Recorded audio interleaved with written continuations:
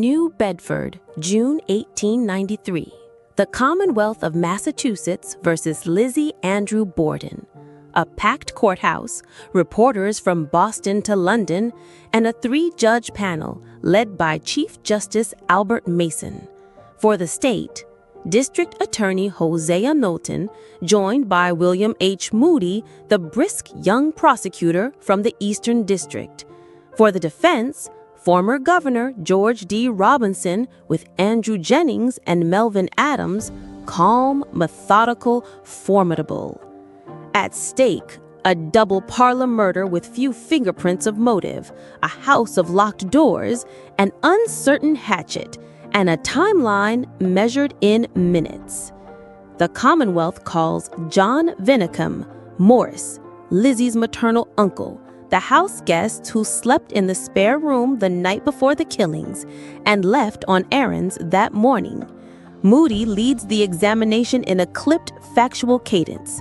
The visit, the breakfast table, the streetcar, the alibi. Each answer fixes the clockwork of August 4th, 1892, one notch tighter. Silence in the court! Will you give us your name, sir? John Vinicum Morse. Where is your present residence? South Dartmouth. Be good enough to give us your age, sir.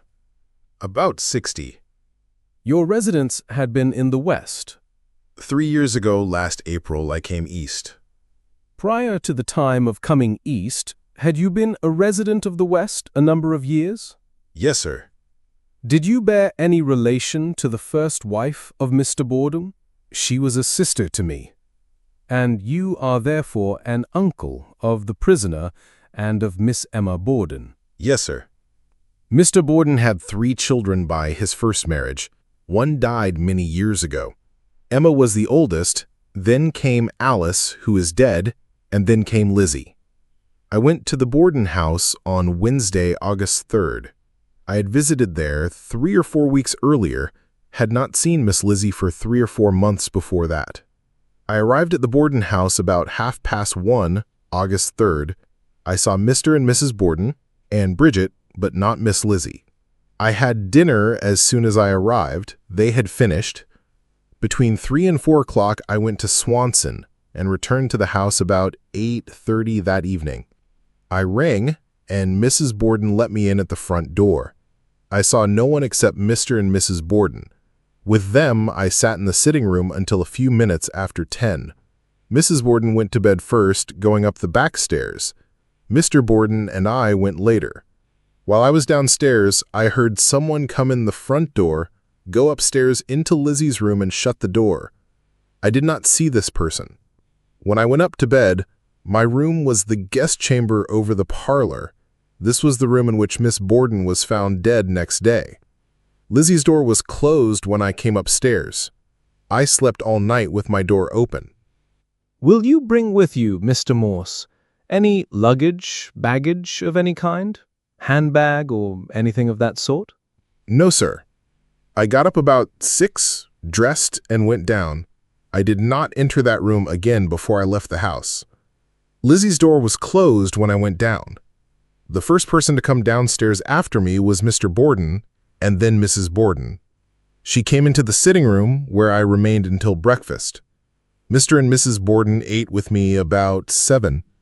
We had some mutton, some bread, coffee, cakes, etc. There were bananas on the table. We were about half an hour at breakfast. All 3 partook of the breakfast and arose from the table together. Mr. Borden went into the sitting room with me. Mrs. Borden was in and out of that room. She was dusting with a feather duster. After that, some 15 minutes before I went away, she went into the front hall. I left the house 15 or 20 minutes before 9. I left by the rear door, the screen door. Mr. Borden came to the door with me. I saw Bridget in the kitchen as I went out. I unhooked the door, and Mr. Borden hooked it after me. When I left the house, I went to the post office, then to Wabasset Street, to see my nephew and niece. It is about 1.25 miles distant, and I walked. My nephew was out, but I called on my niece, staying until about 11:20. I returned by the horse car, alighting from the car at Pleasant and 2nd Streets, and walking to the Borden house. Nothing attracted my attention at first. I went into the backyard to a pear tree, picked up 2 or 3 pears, and ate part of one of them. Then I went to the house where someone informed me that something had happened. I went in and saw the body of Mr. Borden. Then I went up the front stairs far enough so I could look under the bed and see Mrs. Borden. This was the bed where I slept the night before. When I had gone up the stairs so that my head was 4 or 6 inches above the floor, I could see her body. I had been told she was there. I had not seen Lizzie at all from the time of my arrival on Wednesday until I returned to the house on Thursday after the murders. When I came back, Mr. Sawyer was at the door, and I think Bridget Sullivan. Dr. Bowen and 2 or 3 policemen were in the house, and I think Mrs. Churchill and Miss Russell. Governor Robinson rises. No theatrics, just precision.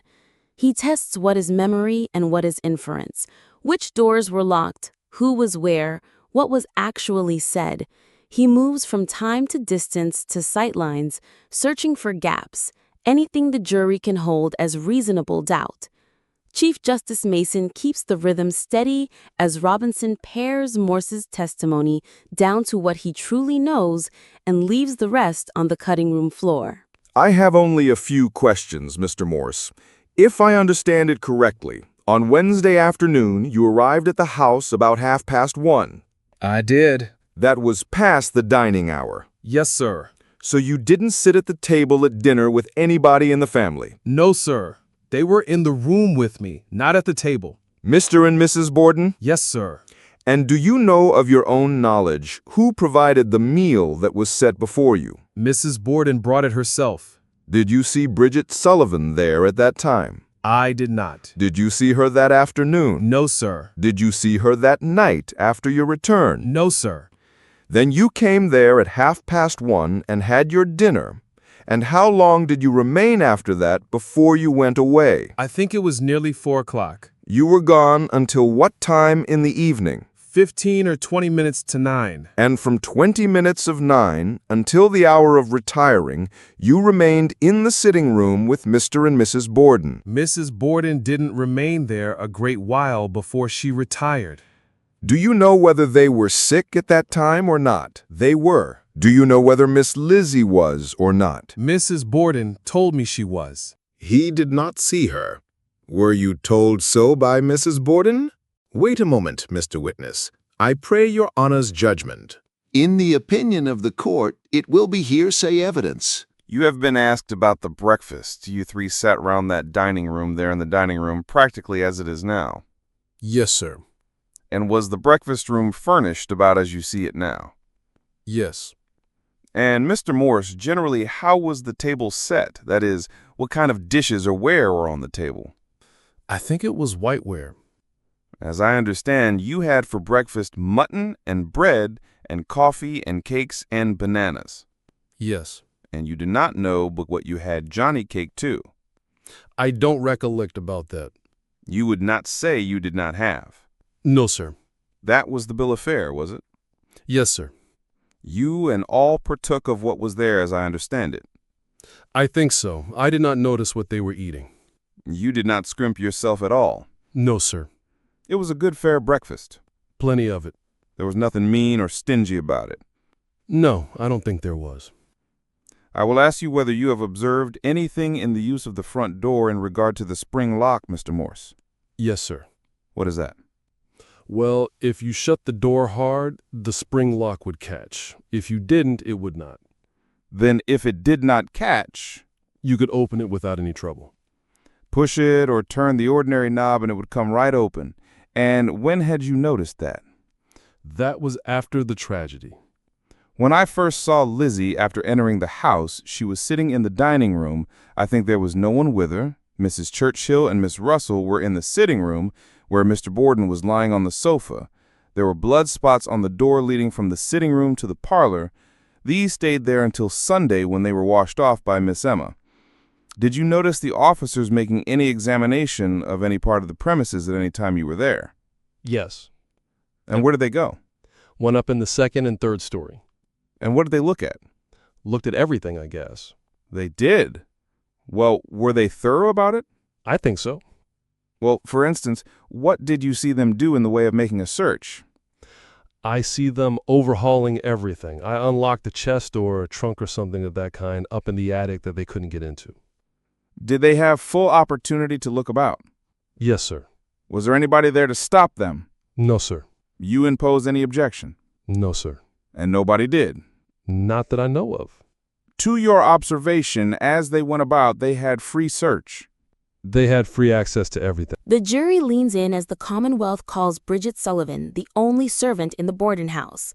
District Attorney William H. Moody walks her, step by deliberate step, through the morning's choreography: the milk at dawn, kindling and coal for the kitchen fire, Mr. Borden emptying the slop pail and unlocking the barn, the pears brought in, the mutton broth, the triple-locked front door, the hooked screen, the window washing circuit, and the moment she hears Lizzie upstairs laugh as she fumbles the front bolts for Mr. Borden's return. Moody's cadence is spare and factual, building a ticking clock from chores and doors until Bridget's day stops on a single cry: "Maggie, come down! Father's dead!" In the household, I was sometimes called Maggie by Miss Emma and Miss Lizzie. I am 26 years old, unmarried, have been in this country 7 years last May. Was born in Ireland, came first to Newport, Rhode Island. After a year there, went to South Bethlehem, Pennsylvania. I came to Fall River 4 years ago, went to work for Mrs. Reed. Had been working for Mr. Borden 2 years and 9 months at the time of his death. There was no other domestic servant, but a man from the farm used to come and do chores. His first name was Alfred. I don't know his other name. They used to keep a horse in the barn until about a year before Mr. Borden died. After the horse went, they didn't use the barn for anything. My work was washing, ironing, and cooking and sweeping. I did not have the care of any of the bedchambers except my own. My room was in the third story, right over Mr. Borden's, and his was over the kitchen. Who did the chamber work in Mr. Borden's room and Mrs. Borden's? I don't know. Themselves did it. I don't know which of them. Who took care of the rooms belonging to the daughters? Themselves took care of them, as far as I know. I remember Mr. Morse coming to the house sometimes and staying overnight. I saw him after dinner on the Wednesday before the deaths. Mrs. Borden got dinner for him. I washed the dishes. I did not go out that afternoon. I guess I was ironing. Monday was regular washing day. I dried the clothes on Tuesday that week. Did the washing down cellar in the washroom. I locked the cellar door after I hung out the clothes. There was no change in that door down to the time of the murders. So far as I know, it stayed bolted. There was more or less traffic on 2nd Street, folks, carriages, and teams. I went up to my room Wednesday afternoon, say about 4:45. I left the screen door hooked. Mr. and Mrs. Borden were sick on Wednesday morning. I was well until Thursday, when I got up with a headache.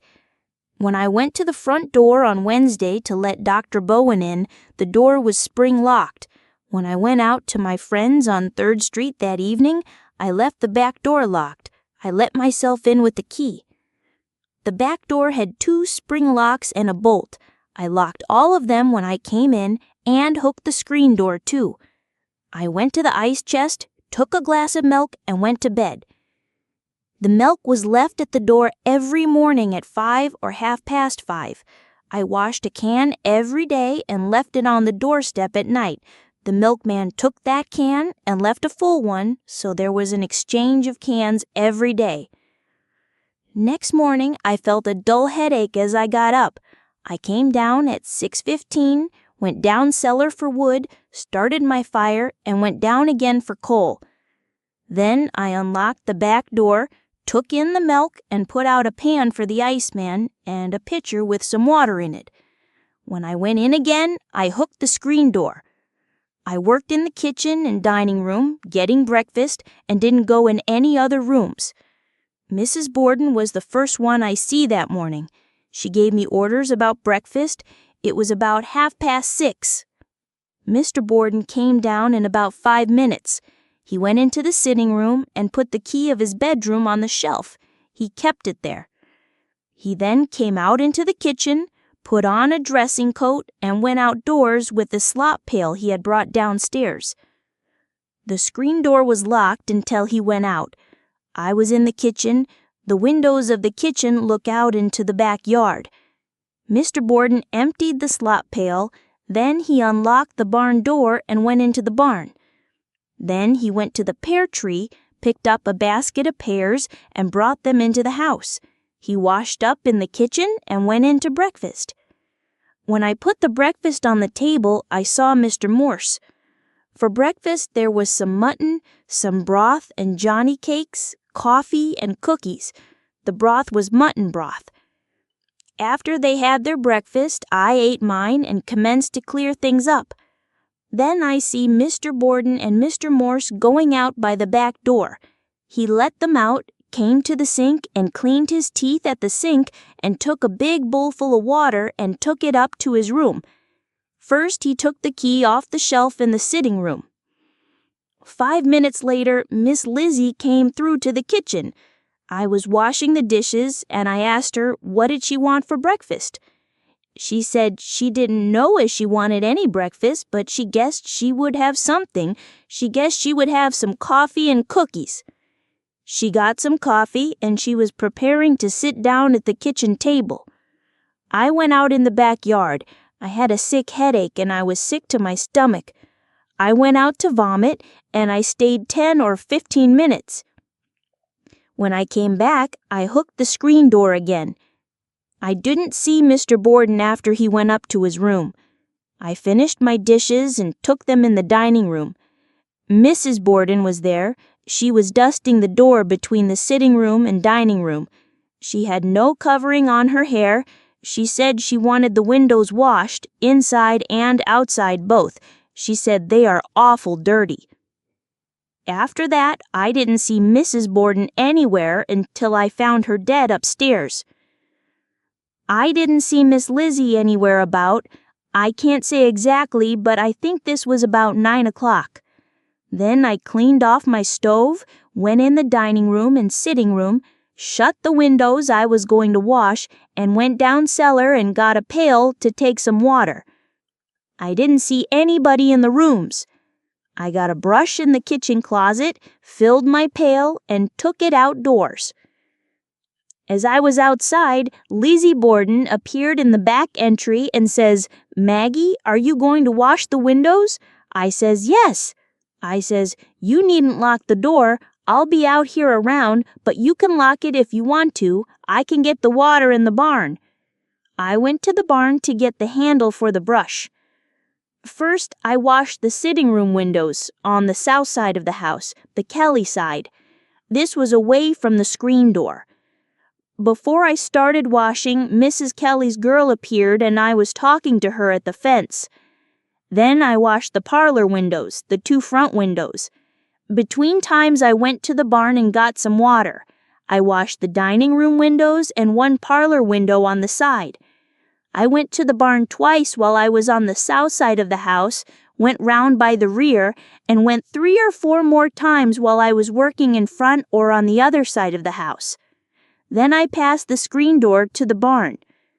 During all that time, I did not see anybody come for the house. Then I got a dipper from the kitchen and clean water from the barn and commenced to wash the sitting room windows again by throwing water on them.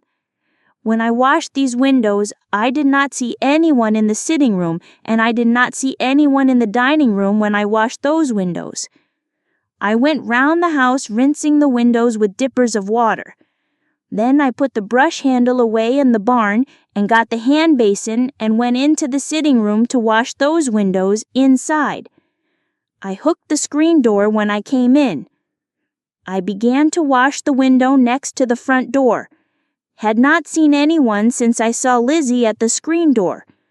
Then I heard like a person at the door was trying to unlock the door but could not. So I went to the front door and unlocked it. The spring lock was locked. I unbolted the door and it was locked with a key. There were 3 locks. I said, "Pshaw," and Lizzie laughed upstairs. Her father was out there on the doorstep. She was upstairs. She must have been either in the entry or at the top of the stairs. I can't tell which one. Mr. and Borden and I didn't say a word as he came in. I went back to my window washing. He came into the sitting room and went into the dining room. He had a little parcel in his hand, same as a paper or a book. He sat in a chair at the head of the lounge. Miss Lizzie came downstairs and came through the front entry into the dining room, I suppose, to her father. I heard her ask her father if he had any mail, and they had some talk between them which I didn't understand, but I heard her tell her father that Mrs. Borden had a note and had gone out. The next thing I remember, Mr. Borden took a key off the mantelpiece and went up the back stairs. When he came downstairs again, I was finished in the sitting room, and I took my hand basin and stepladder into the dining room. I began to wash the dining room windows. Then Miss Lizzie brought an ironing board from the kitchen, put it on the dining room table, and commenced to iron. She said, "Maggie, are you going out this afternoon?" I said, "I don't know. I might and I might not. I don't feel very well." She says, "If you go out, be sure and lock the door, for Mrs. Borden has gone out on a sick call, and I might go out too." Says I, "Miss Lizzie, who is sick?" "I don't know. She had a note this morning. It must be in town." Bridget Sullivan. I finished my 2 windows. She went on ironing. Then I went in the kitchen, washed out my cloths, and hung them behind the stove. Miss Lizzie came out there and said, "There is a cheap sale of dress goods at Sargent's this afternoon at 8 cents a yard." I don't know that she said this afternoon, but today. And I said, "I am going to have one." Then I went upstairs to my room. I don't remember to have heard a sound of anyone about the house except those I named. Then I lay down in the bed. I heard the City Hall bell ring, and I looked at my clock, and it was 11 o'clock. I wasn't drowsing or sleeping. In my judgment, I think I was there 3 or 4 minutes. I don't think I went to sleep at all. I heard no sound. I didn't hear the opening or closing of the screen door. I can hear that from my room if anyone is careless and slams the door. The next thing was that Miss Lizzie hollered, "Maggie, come down." I said, "What is the matter?" She says, "Come down quick. Father's dead. Somebody came in and killed him." This might be 10 or 15 minutes after the clock struck 11, as far as I can judge. I run downstairs. I hadn't taken off my shoes or any of my clothing. What was the usual dress that Miss Lizzie Borden wore mornings? Will you describe it? Wait a moment, we object to that. Not as having any tendency to show what she had on that morning. I object. I don't care to press it against objection. Well, she wore a... Wait a moment. I will call your attention, not asking you when it was worn or what part of the time it was worn, to a cotton or calico dress with light blue groundwork and a little figure. Does that bring to your mind the dress I am referring to? No, sir, it was not a calico dress she was in the habit of wearing. I did not ask you about the habit, but... That should be stricken out. Certainly. Let it be stricken out. Do you remember a dress of such a color with a figure in it? Yes, sir. Will you describe that dress that I have referred to as well as you can? It was a blue dress with a sprig on it. What was the color of the blue? What was the shade of the blue? Light blue. And what was the color of what you've called the sprig on it? It was a darker blue, I think, than what the underpart was. Did it have any light spots or light figures in it? This is very leading now. I don't remember. I would like to have the witness describe the dress. She is competent to do that. Was the last question answered? Did it have any light spots or light figures in it? I move that be stricken out. I object. I contend that the question is not leading. I understand he does not propose to go any further with it. I do not. That is all to negative the fact of a white figure in it. Well, we will have no talk about it now. Let it stand as it is. When I got downstairs, I saw Miss Lizzie standing with her back to the screen door. I went to go right in the sitting room, and she says, "Oh, Maggie, don't go in. I have got to have a doctor quick. Go over. I have got to have the doctor."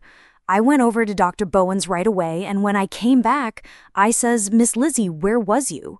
I says, "Didn't I leave the screen door hooked?" She says, "I was out in the backyard and heard a groan and came in and the screen door was wide open." She says, "Go and get Miss Russell. I can't be alone in the house." So I got a hat and shawl and went. I had not found Dr. Bowen when I went to his house, but I told Mrs. Bowen that Mr. Borden was dead. I went to the house corner of Borden and 2nd Streets, learned that Miss Russell was not there, went to the cottage next the Bicker shop on Borden Street and told Miss Russell. Then I came back to the Borden house. Mrs. Churchill was in the house and Dr. Bowen, no one else except Miss Lizzie. She was in the kitchen, and Mrs. Churchill and I went into the dining room, and Dr. Bowen came out from the sitting room and said, "He is murdered, he is murdered." And I says, "Oh, Lizzie, if I knew where Mrs. Whitehead was, I would go and see if Mrs. Borden was there and tell her that Mr. Borden was very sick." She says, "Mahi, I'm almost positive I heard her coming in. Won't you go upstairs to see?"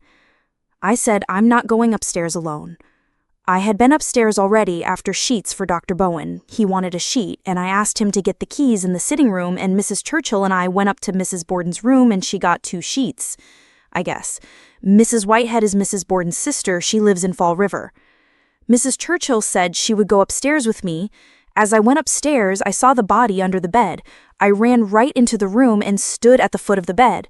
The door of the room was open. I did not stop or make any examination. Mrs. Churchill did not go in the room.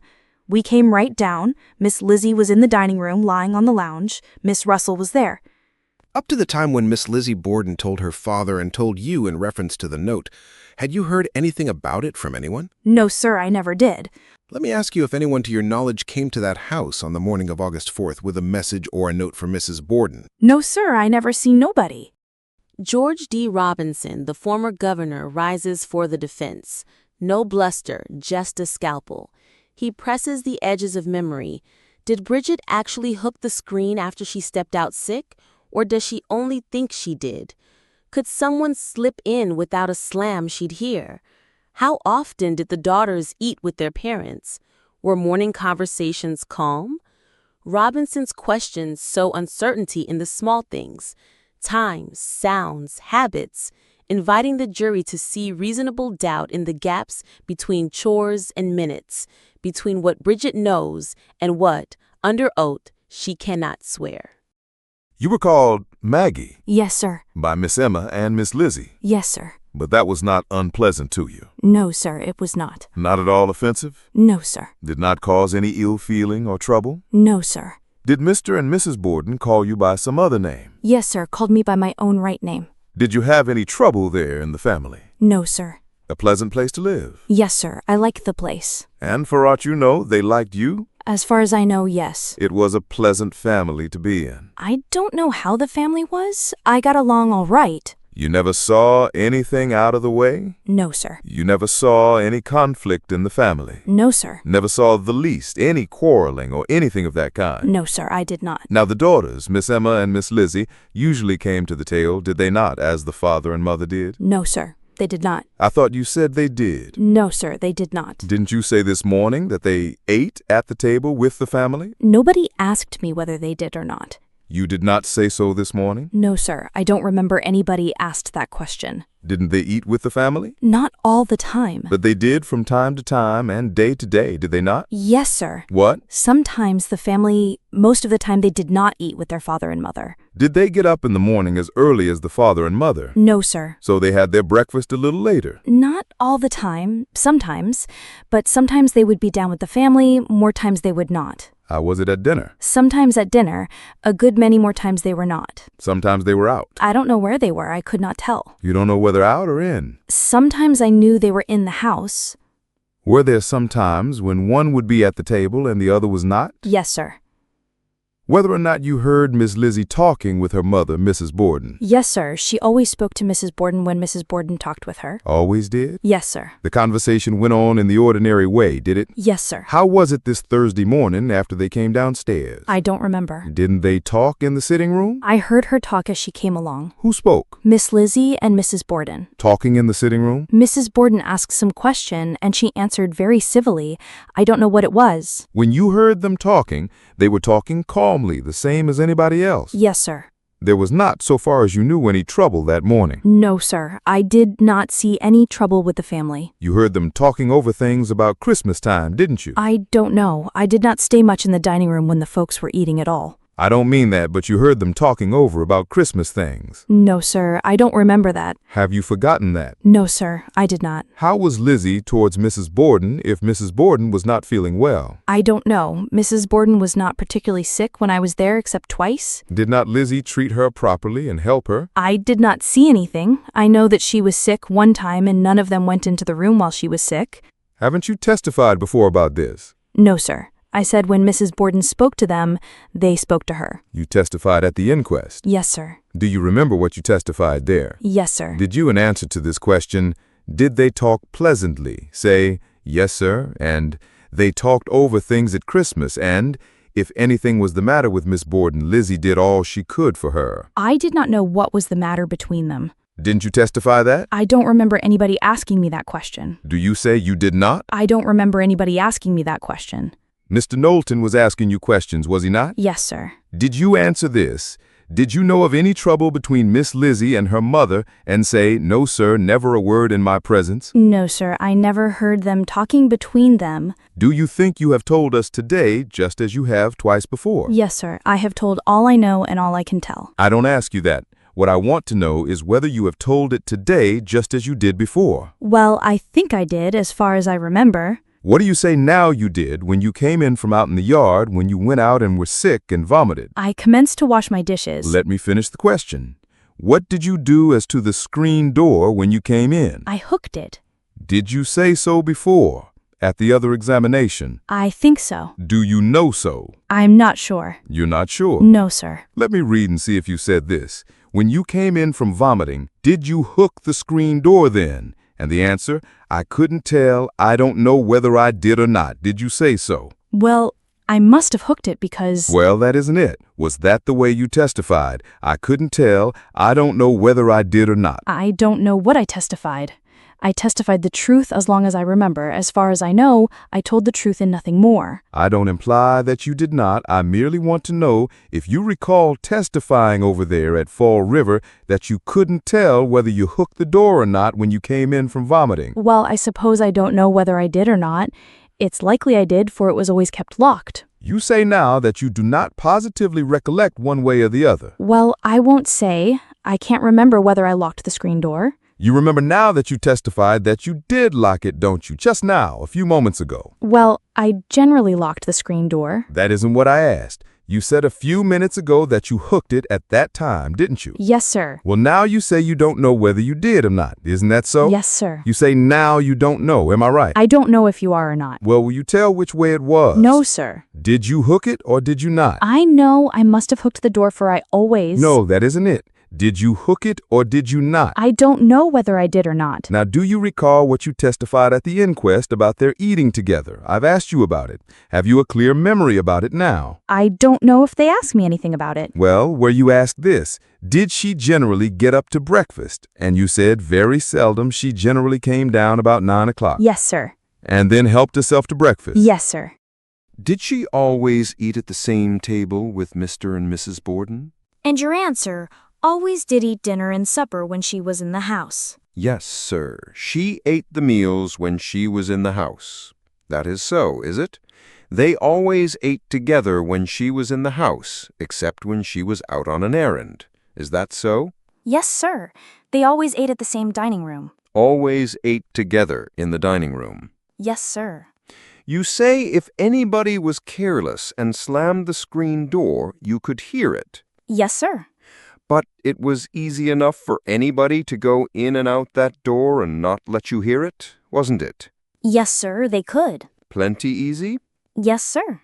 Now, if nothing had happened that morning, Miss Sullivan, nothing unusual had happened that day, would there be any reason why you should remember that Thursday more than any other day? What do you mean? About what happened, what little things were done. Why, no, there was no reason that I should remember that day any more than any other day. Not before. Could you tell us just what Mrs. Borden did the Tuesday before, when she came downstairs? The Tuesday morning? Yes. Why, she went in the sitting room as usual. Well, not as usual. I want to know what you remember about it. Why, the woman came downstairs and wanted to know what was for breakfast and so forth, and went into her sitting room and stayed there until her breakfast was ready. Well, do you know what time of the morning Miss Lizzie came down Tuesday? I don't know if she was in the house at all. I can't remember. You don't know whether she came down or didn't come down? No, sir. And do you know if she was in the house? Anything about what she did Tuesday? No, sir, I do not. When you first went out, as you got ready to go to work, you saw Mrs. Kelly's girl there. Yes, sir. And you went over to the fence and talked with her? Yes, sir. Where was she? She was in her own yard front of the house, going to wash windows. And you went over to the fence in that corner and stood there talking with her? Yes, sir. The screen door over on the other side of the house was open, unlocked all that time? Yes, sir. Can you tell me any reason why a person could not have walked into that door and you not seen him? Why, of course they could.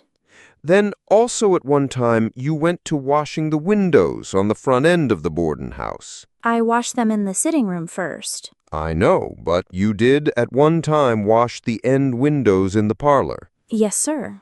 And would there be any difficulty then in a person going into the side door when it was unhooked? Yes, sir. Anybody could come from the backyard, but not from the front. They could. No trouble at all. When you were talking with Mrs. Kelly's girl, the field was pretty clear, wasn't it? That is, there wasn't much in the way. You stood back to the Borden house, talking with the Kelly girl over the fence. Yes, sir, I was. And you could not then see, as you stood, you could not see the front gate or the side gate or the sidewalk. I think I could see the front gate. I'm not sure. You could if you looked. Yes, sir. But if you were talking off that way and the front door was down there, you could not see it, could you? No, sir. Had you ever gone to let Mr. Borden in on any other day at the front door? No, sir, I don't remember. What? No, sir, I did not. Let us see if we understand it right.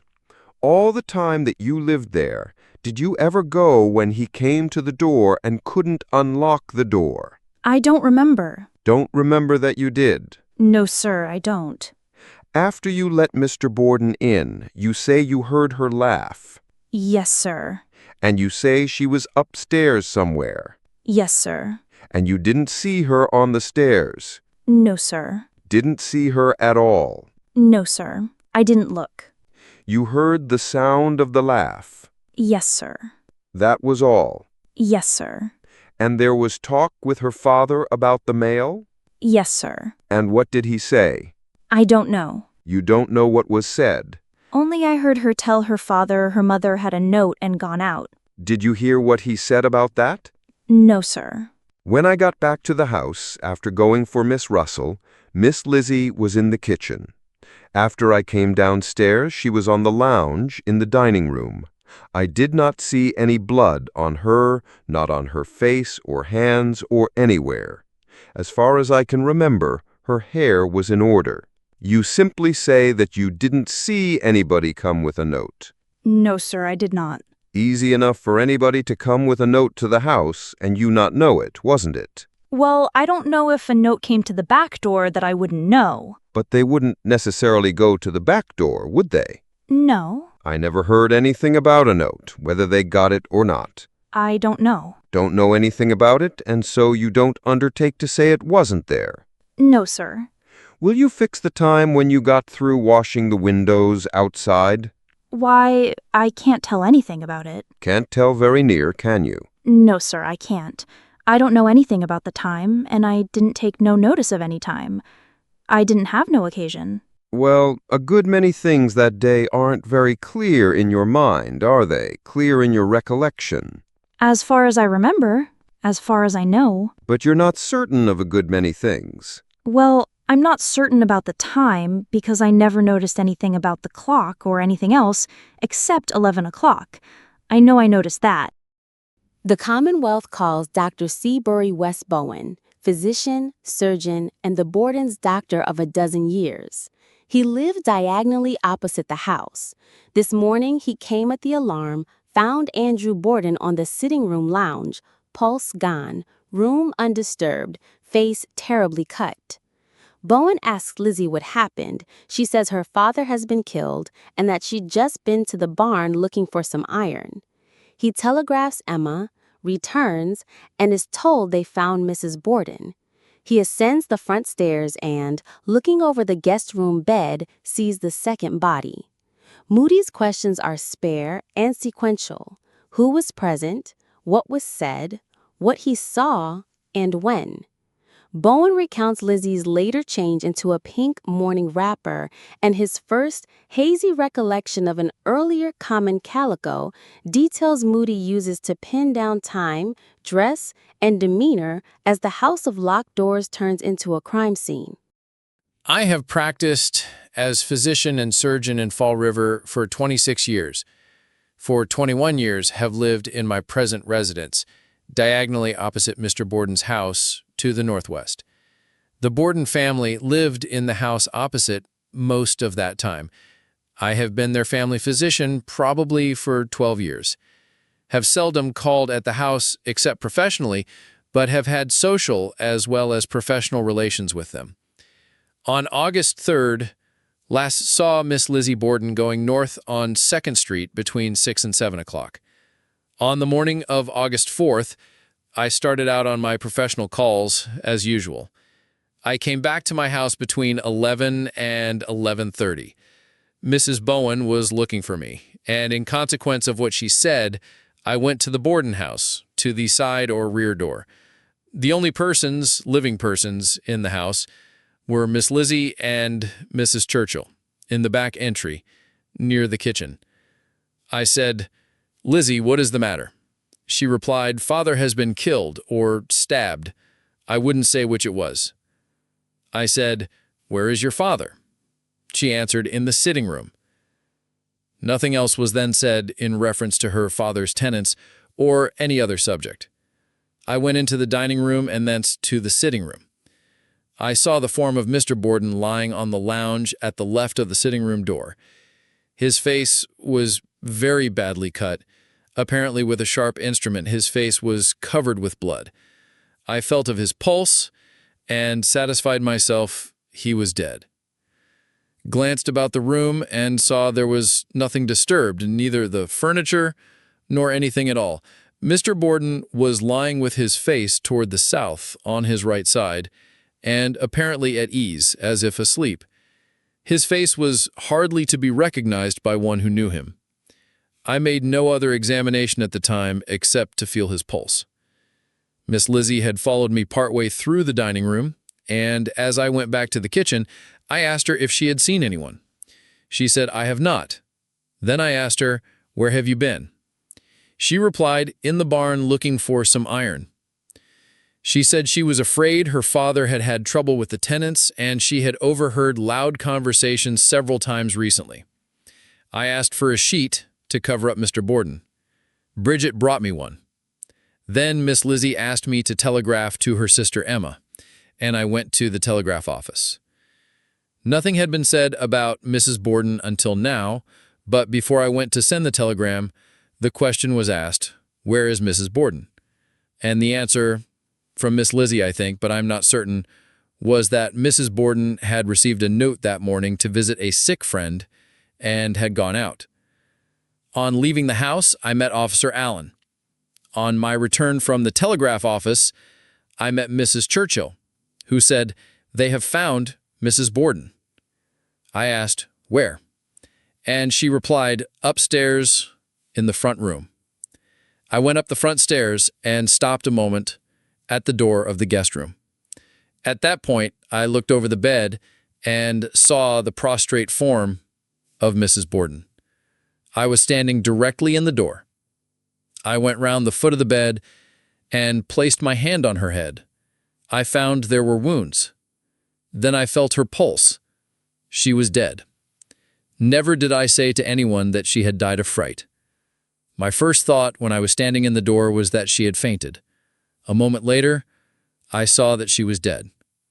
I went downstairs and told the people in the kitchen that Mrs. Borden had been killed by the same instrument, I thought, and that it was fortunate for Lizzie she had been out. Doctor, did you at any time in the course of the morning notice anything with reference to the dress that Miss Borden had on? Yes, sir. Will you describe it as well as you can? The only time I noticed anything was when she changed it after she went up to her room. I noticed she had on a different dress when she went to her room. What did you notice in reference to that dress? I noticed the color of it. What was it? A pink wrapper, morning dress. Did you notice anything with reference to the dress that she had on prior to that time? No, sir. Did you testify on this subject at the inquest? I presume I was asked questions on it. At that time, was your memory as good as it is now, or better? Well, about the same, I should judge. Do you recall making this reply to the question that I am about to read? Moody, do you recall how Lizzie was dressed that morning? It's pretty hard work for me. Probably if I could see a dress something like it, I could guess, but I could not describe it. It was a sort of drab, not much color to it to attract my attention, a sort of morning calico dress, I should judge. Yes, sir. What do you say as to the color? That is very indefinite there. What do you say as to the drab? I should say the color is very indefinite. I did not ask you to criticize your answer, sir. I made the best answer at the time that I could. Do you assent at the present time to that statement of the color of the dress? With the modification I make now. What modification do you desire to make? I don't remember distinctly anything about the color. Do you desire to say that the dress appeared to you to be a drab-colored dress or not? I merely mean to say that the dress is a common... Answer my question. Wait. No, answer my question, and this is the question. Did it appear to you to be a drab-colored dress? It was an ordinary, unattractive, common dress that I did not notice specially. Will you answer my... Answer the question if you can. If you cannot, say so. I don't think I can answer it better than I did. I don't know. I would like to try it once more, Doctor. Did it appear to you to be a drab dress? I did not pretend to describe a woman's dress, and I do not intend to now. Did you intend to describe a woman's dress when you testified a few days after this at the inquest? No, sir, I did not. I told my impression of the dress. Did you in point of fact say that it was a sort of drab or not much color to it to attract my attention, sort of a morning calico dress, I should judge? Did you say that? I should judge I did. Do you desire to modify that at all? Merely by saying that the drab, there are very many shades of drab to a woman's dress, I should judge. Would a faded light blue dress appear to be drab to you? Does that appear to you, Doctor, to be a sort of a drab or not much color to it, sort of a morning calico dress? Wait a minute, Doctor. We object. Excluded. Is that the dress that she had on that morning? I don't know. Does it appear to be to you the dress that you described to the inquest? One moment. I object to that. I will waive the question. Give us your best judgment as to whether that is the dress she had on or not. I have told you once. And what is it? That I didn't know. Have you any judgment upon the question? I have answered your question. I understood you to say that you didn't know.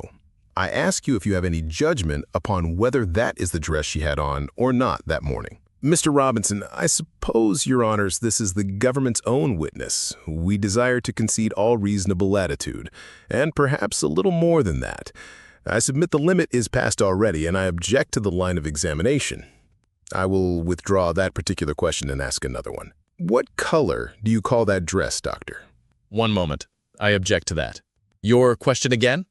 What color do you call that dress? I should call it dark blue. Defense attorney Melvin O. Adams rises, courteous, insistent. He charts routes and sightlines, Bowen's carriage arrival, the instant he first saw Mrs. Borden's body, whether anything was disturbed, whether the body lay exactly as first found after later handling. He works at memory's edges. Did the doctor really note the color of Lizzie's morning dress, or only an unattractive common impression he can't now fix? Adams turns to medication. Bromo-caffeine that afternoon, then morphine, 8th grain doses, doubled over the following days, pressing the point that such drugs can cloud memory and perception.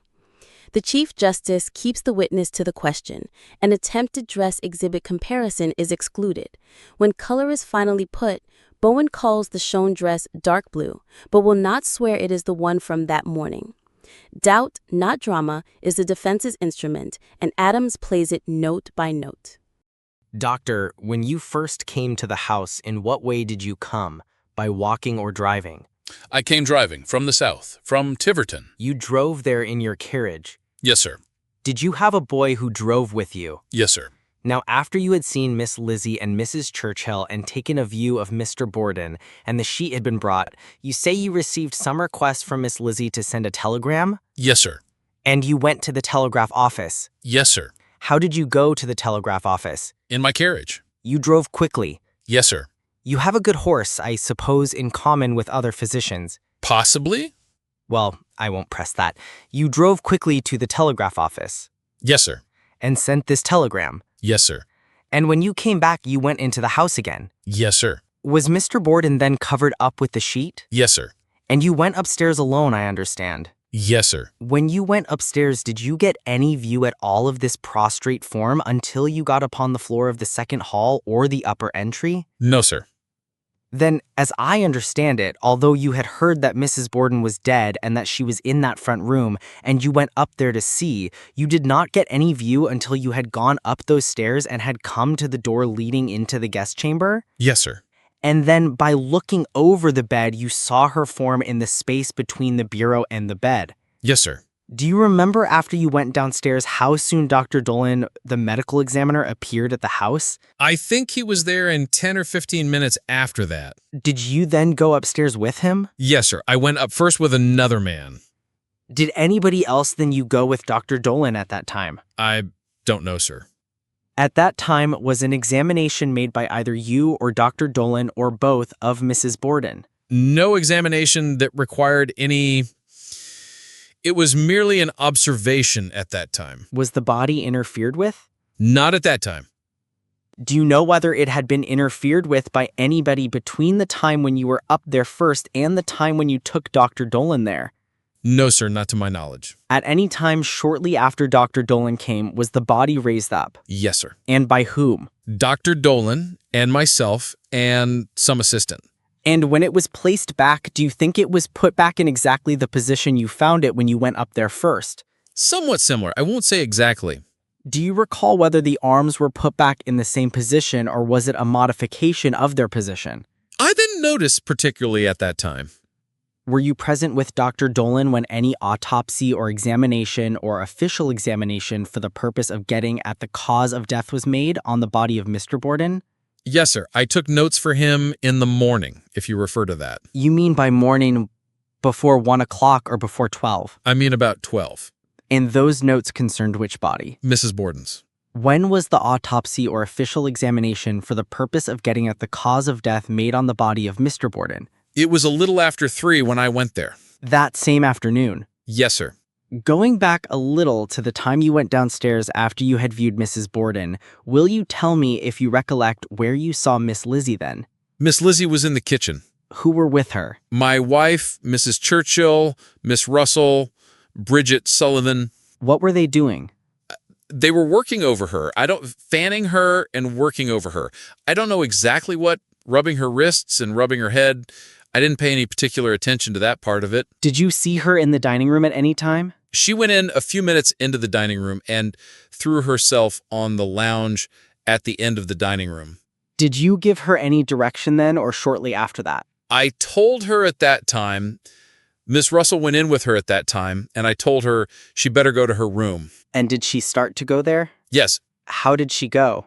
She went through the dining room and the corner of the sitting room and front hall upstairs. And at that time, I suppose Mr. Borden's body was covered up with sheets. Yes, sir. Did you subsequently see her in her room upstairs? Yes, sir. How long after was that, do you think? Sometime between 1 and 2. The same day? The same day.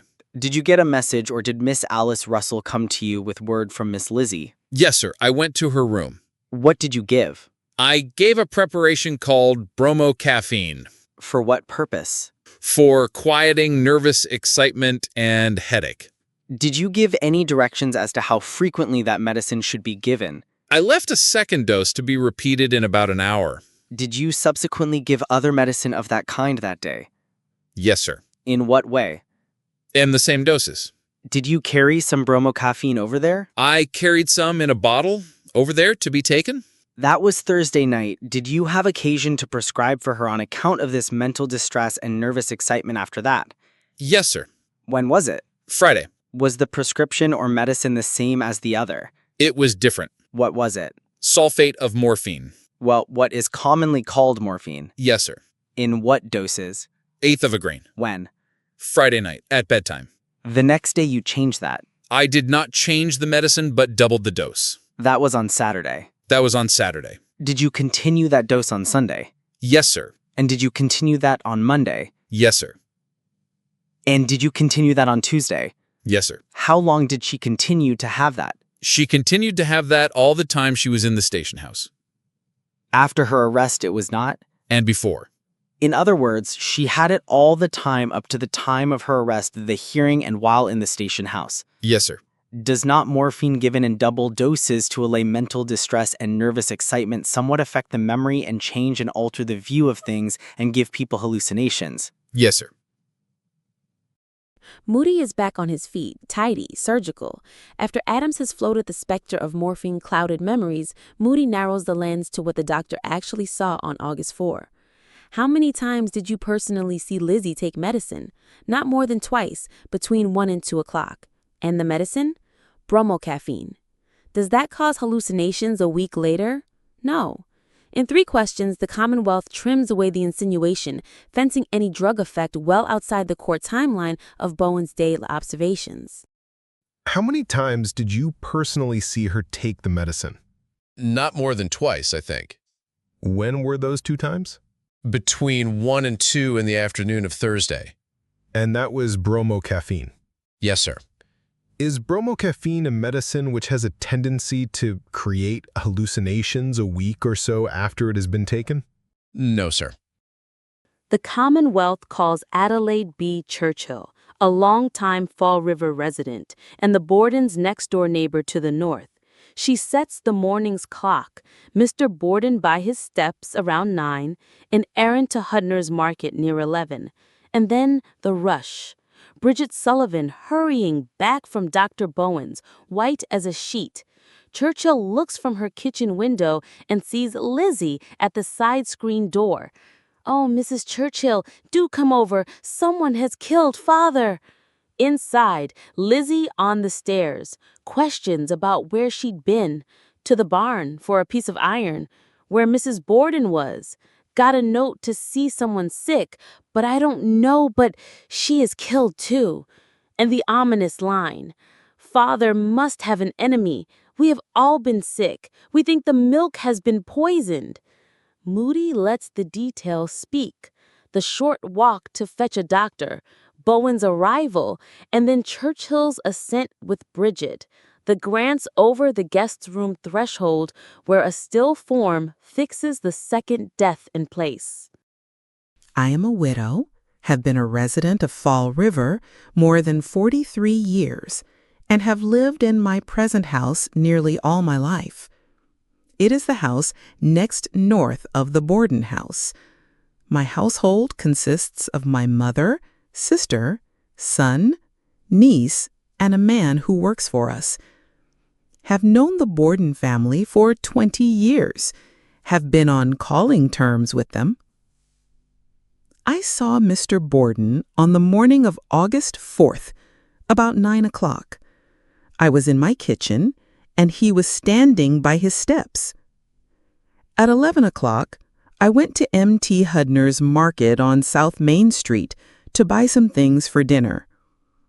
When I got back to 2nd Street, I saw Bridget Sullivan crossing the street from Dr. Bowen's to the Borden house. She was walking fast.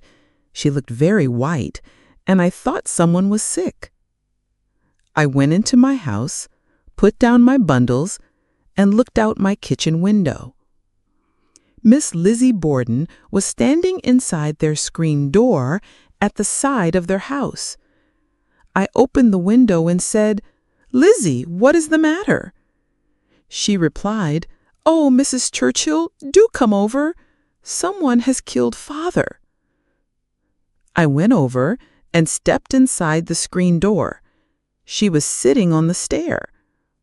I put my hand on her arm and said, "Oh, Lizzie." Then I said, "Where is your father?"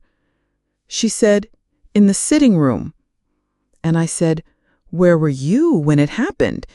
And she said, "I went to the barn to get a piece of iron." I said, "Where is your mother?" She said, "I don't know. She had got a note to go see someone who is sick, but I don't know, but she is killed too, for I thought I heard her come in."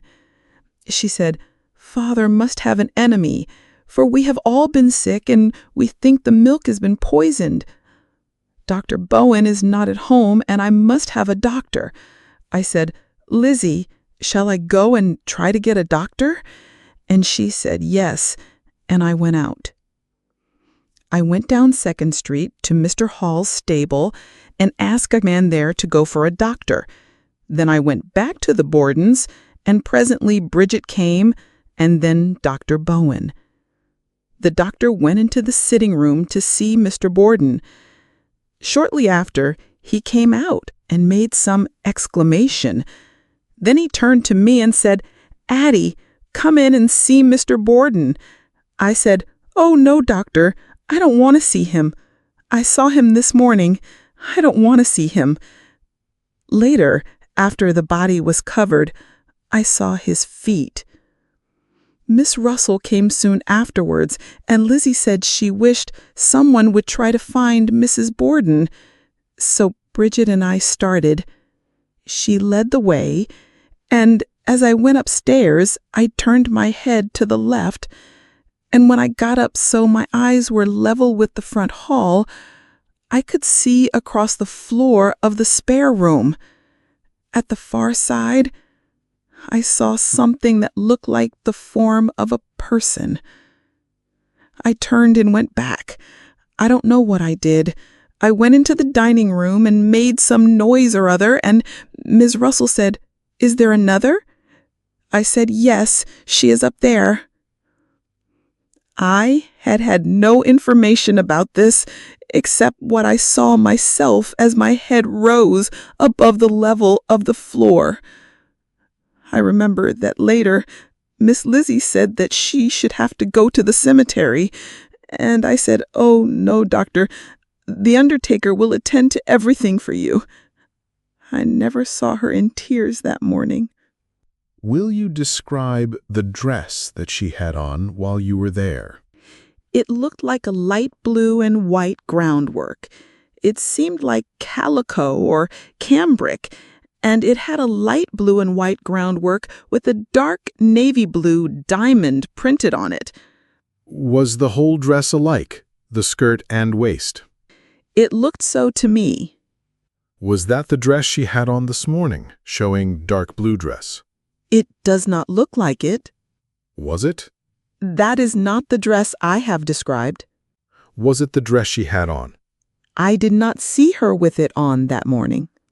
Didn't see her with this dress on that morning? No, sir. George D. Robinson rises for the defense and pairs her memory to what she actually noticed.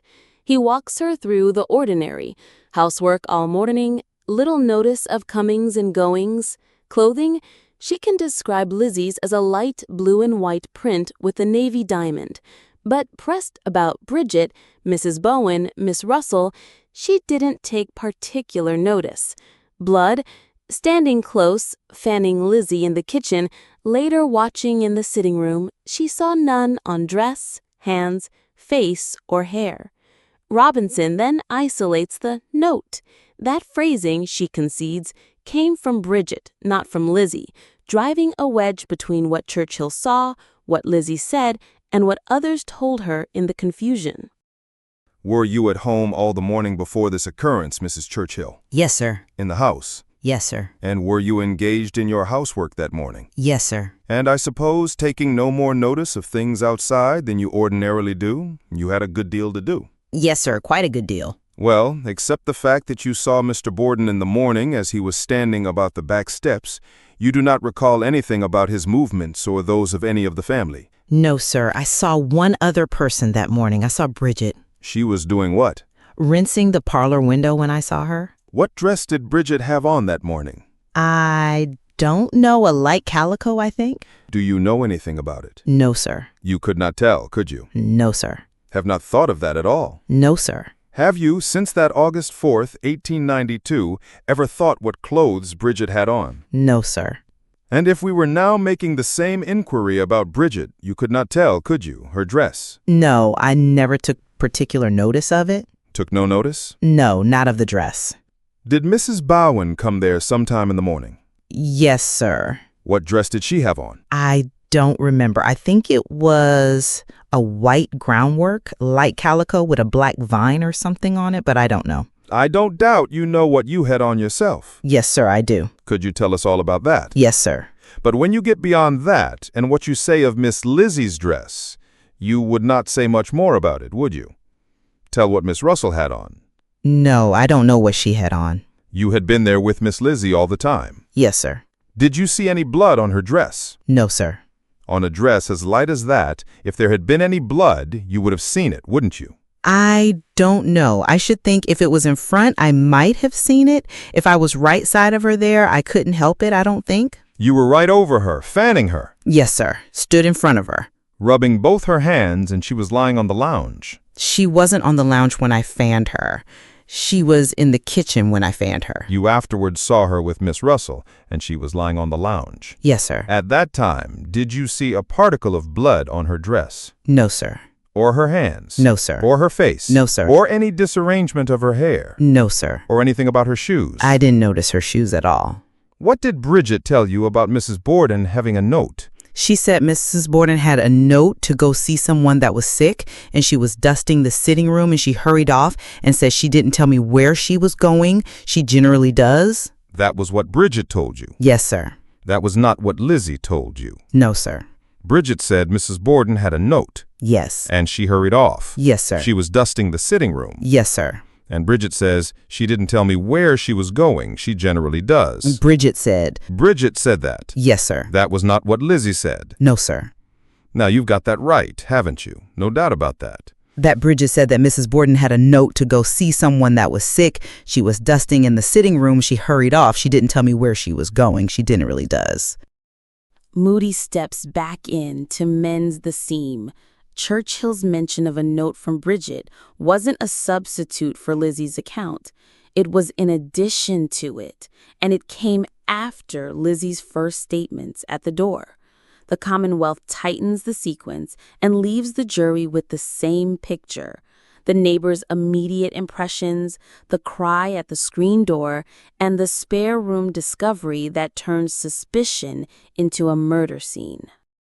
The Commonwealth calls Alice Russell, an unmarried Fall River neighbor who knew the Borden family well, and who spoke with Lizzie the night before the murders and stayed in the house for days after.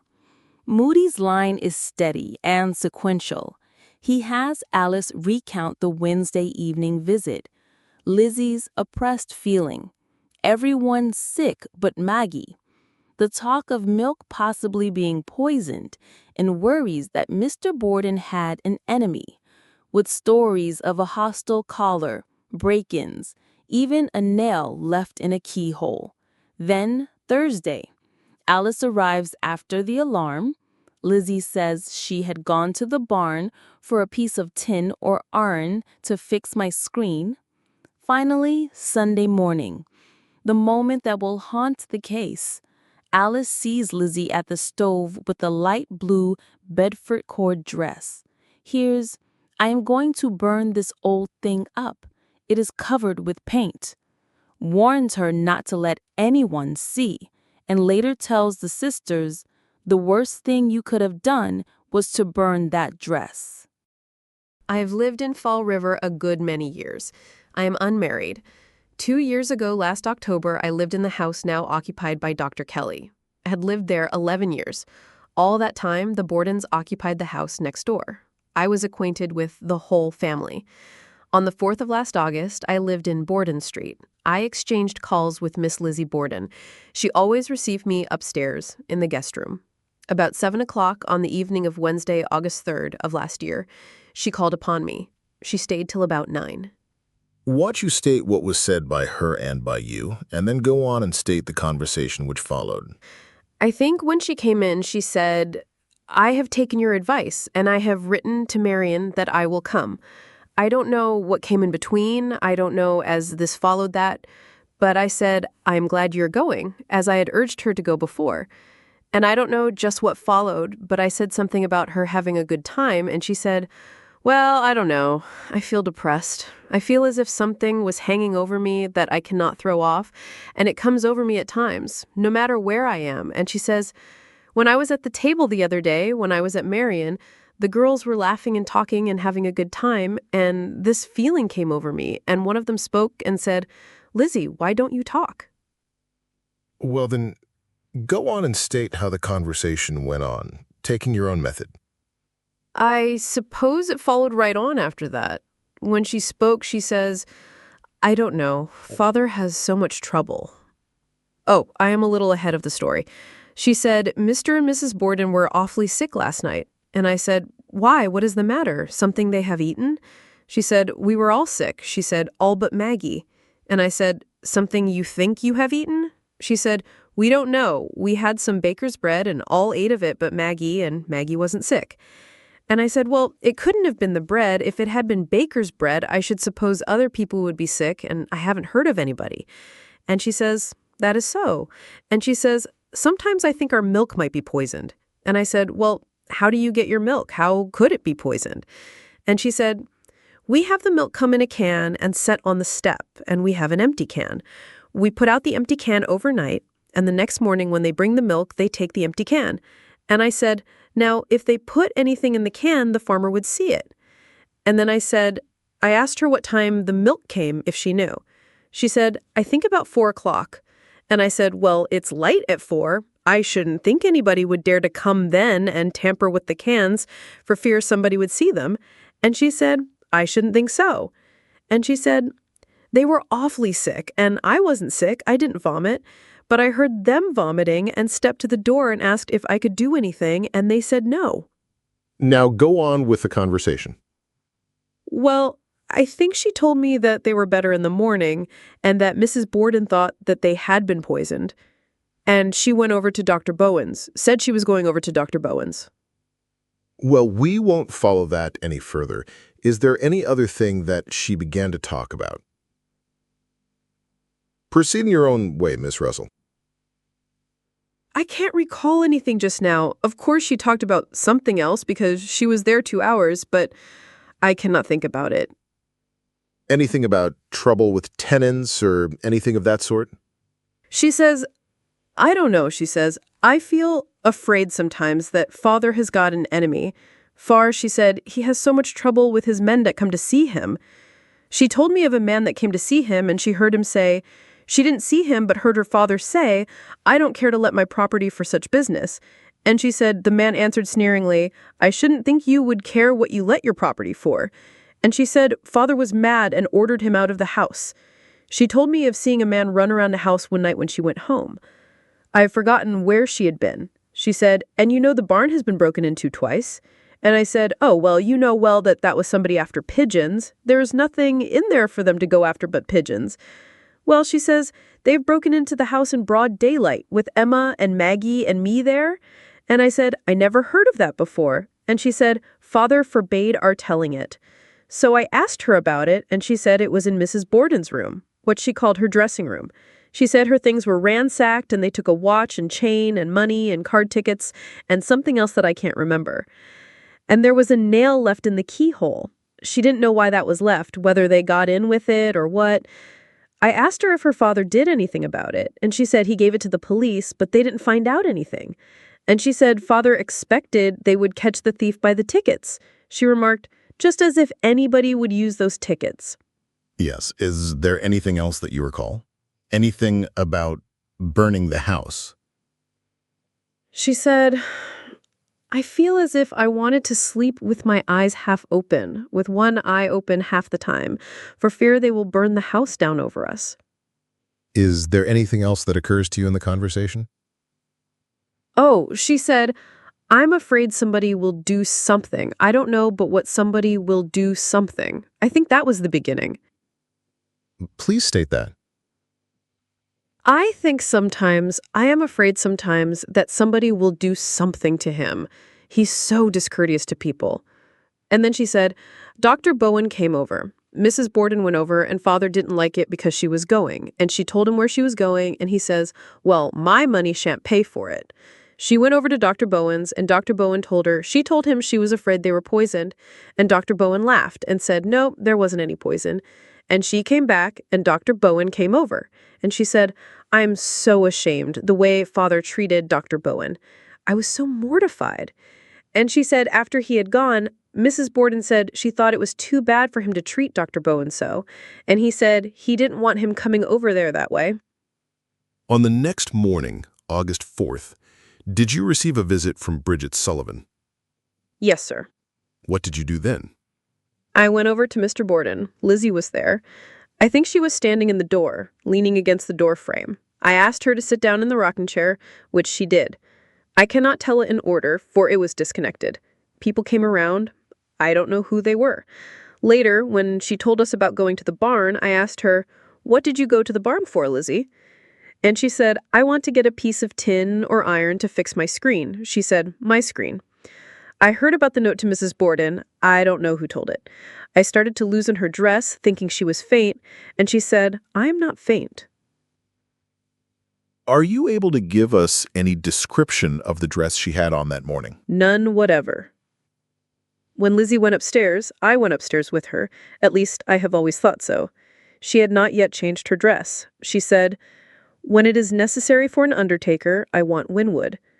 I went downstairs and waited for Dr. Bowen. I sent for him, spoke to him, and went up to Lizzie's room again. She was coming out of Miss Emma's room, tying the ribbons of a wrapper, a pink and white striped wrapper. I stayed at the house that night, having gone home once that day and returned. I did not suggest to Miss Lizzie to change her dress, did not hear anyone suggest it. Thursday night, I went down into the cellar with Lizzie. I carried a lamp, she carried a slop pail. Went to the wash closet. The clothing taken from the bodies was in the washroom. Miss Lizzie went into the washroom, I did not. She went to the sink there and rinsed out the pail. Then we went upstairs again. I stayed at the house from the day of the murders until Monday morning. I was there Thursday, Friday, Saturday, and Sunday nights. On Thursday and Friday nights, I occupied Mr. and Mrs. Borden's room. Saturday and Sunday nights, Miss Emma's room. On Sunday morning, I got the breakfast. After breakfast, I left the lower part of the house for a while, returning before noon. Wait a moment. I do not see how that is at all material. The government is not trying to fortify this witness, I hope. Well, I do not press it. If you don't want it, I don't care to put it in. Oh, it is not what I want. You are trying the government's case. I am objecting. I waive the question. I think it should be stricken out. I agree that it may be stricken out. Miss Russell, to go back again to the day of the homicide, do you remember anything about a search for a note by anyone, Dr. Bowen? Yes, sir. State what there is about that. When we were in the dining room, Lizzie was lying down, and I think Dr. Bowen came in. I always thought it was Dr. Bowen. Came in and said, Lizzie, do you know anything about the note your mother had? And she hesitated and said, well, no, she didn't. He said, I have looked in the wastebasket. And I think I said, no. He said, have you looked in her pocket? And I think I said, well, then she must have put it in the fire.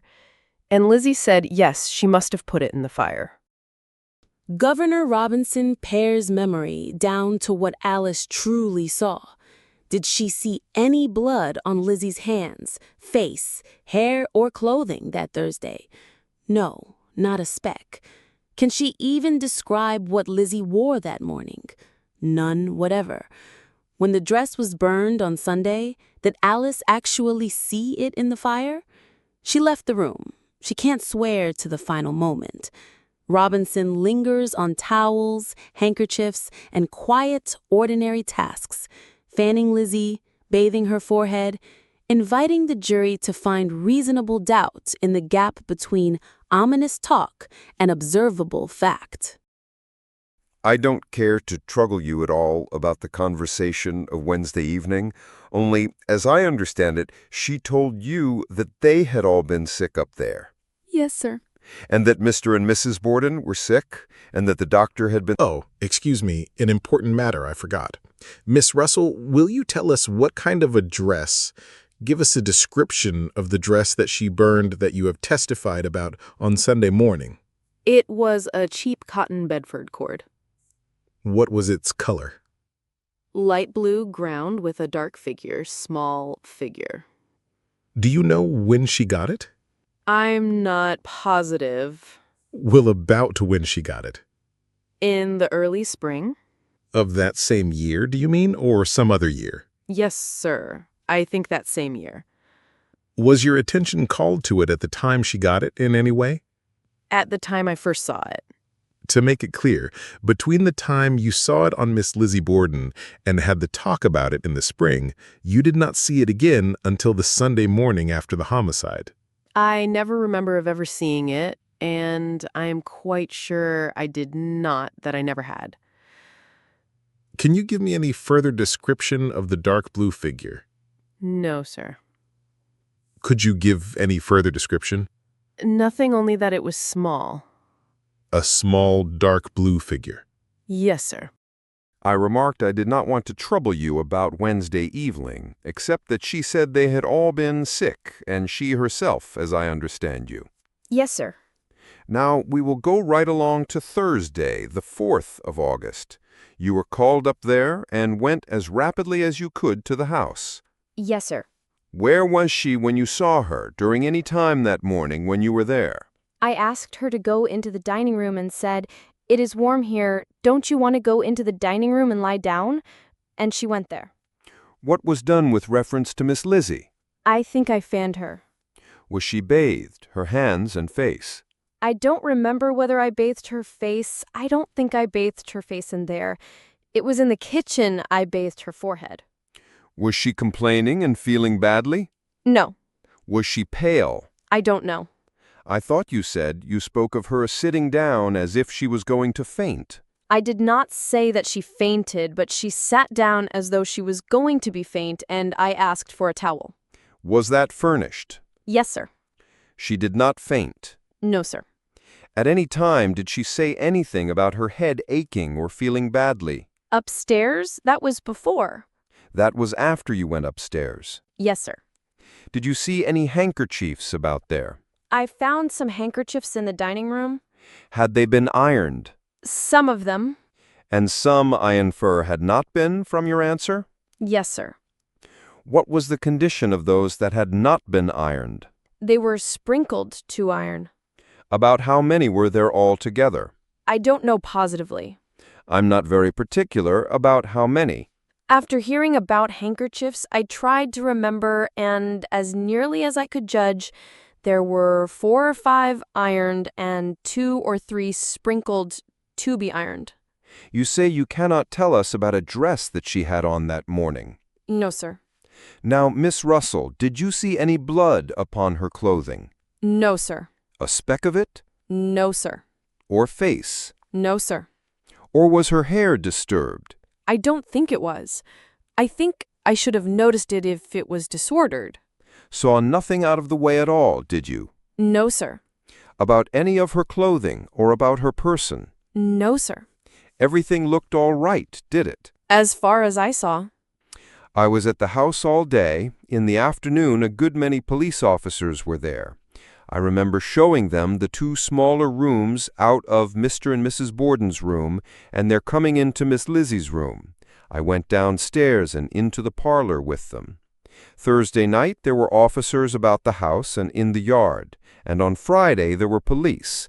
I don't remember much of their being in the house. I spoke of the clothing of the deceased persons being in the cellar. Their bodies were laid out in the dining room.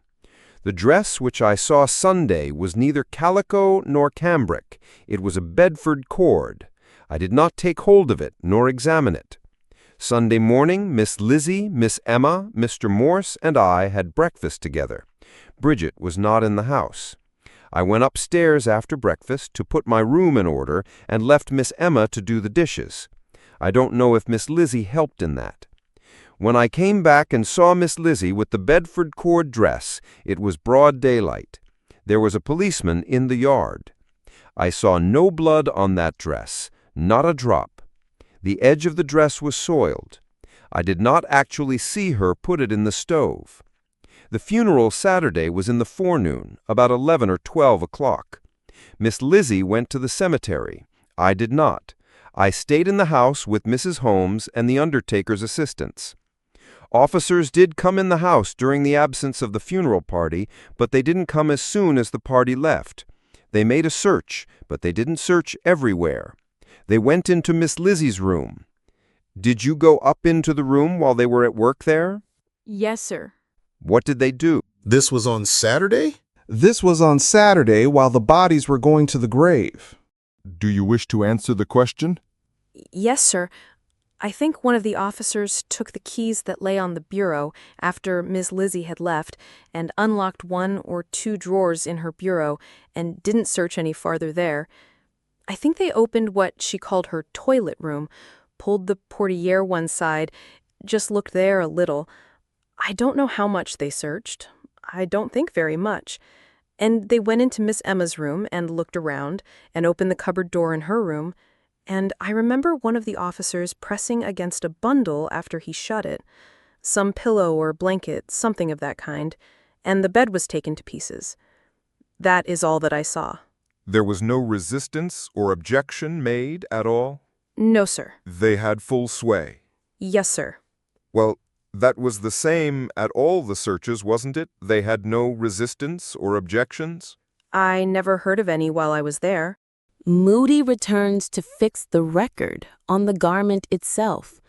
The Bedford cord was all cotton, not silk, a cheap, everyday house dress, the sort that wouldn't hold a sheen of paint the way a finer fabric might. The Commonwealth's point is modest but sharp. The witness's memory of the dress, its make, its light blue ground with a small dark figure, stands, even if she didn't watch the last scrap fall into the fire. What is the material of which the Bedford cord dress is made? All cotton. That dress was all cotton. And not silk? No, sir. The Commonwealth calls Dr. William A. Dolan, University of Pennsylvania trained, 11 years in practice, Bristol County's medical examiner. He fixes the noon hour by the City Hall clock and divides the house by temperature and blood. Andrew, warm, bright red blood still oozing. Abby, upstairs, colder, the blood matted and dark. Dolan moves from room to room with the clinician's economy, cataloging wounds, sealing milk samples, collecting axes and hatchets, and later removing the stomachs for chemical tests. He will count 10 blows to Andrew, 18 to Abby, diagramming them with plaster casts, and he tells the jury the pattern they fear to hear. Abby died first, by roughly an hour to an hour and a half. Behind the lounge, he maps an arc of spurted blood, 86 spots where the heart itself painted the wall.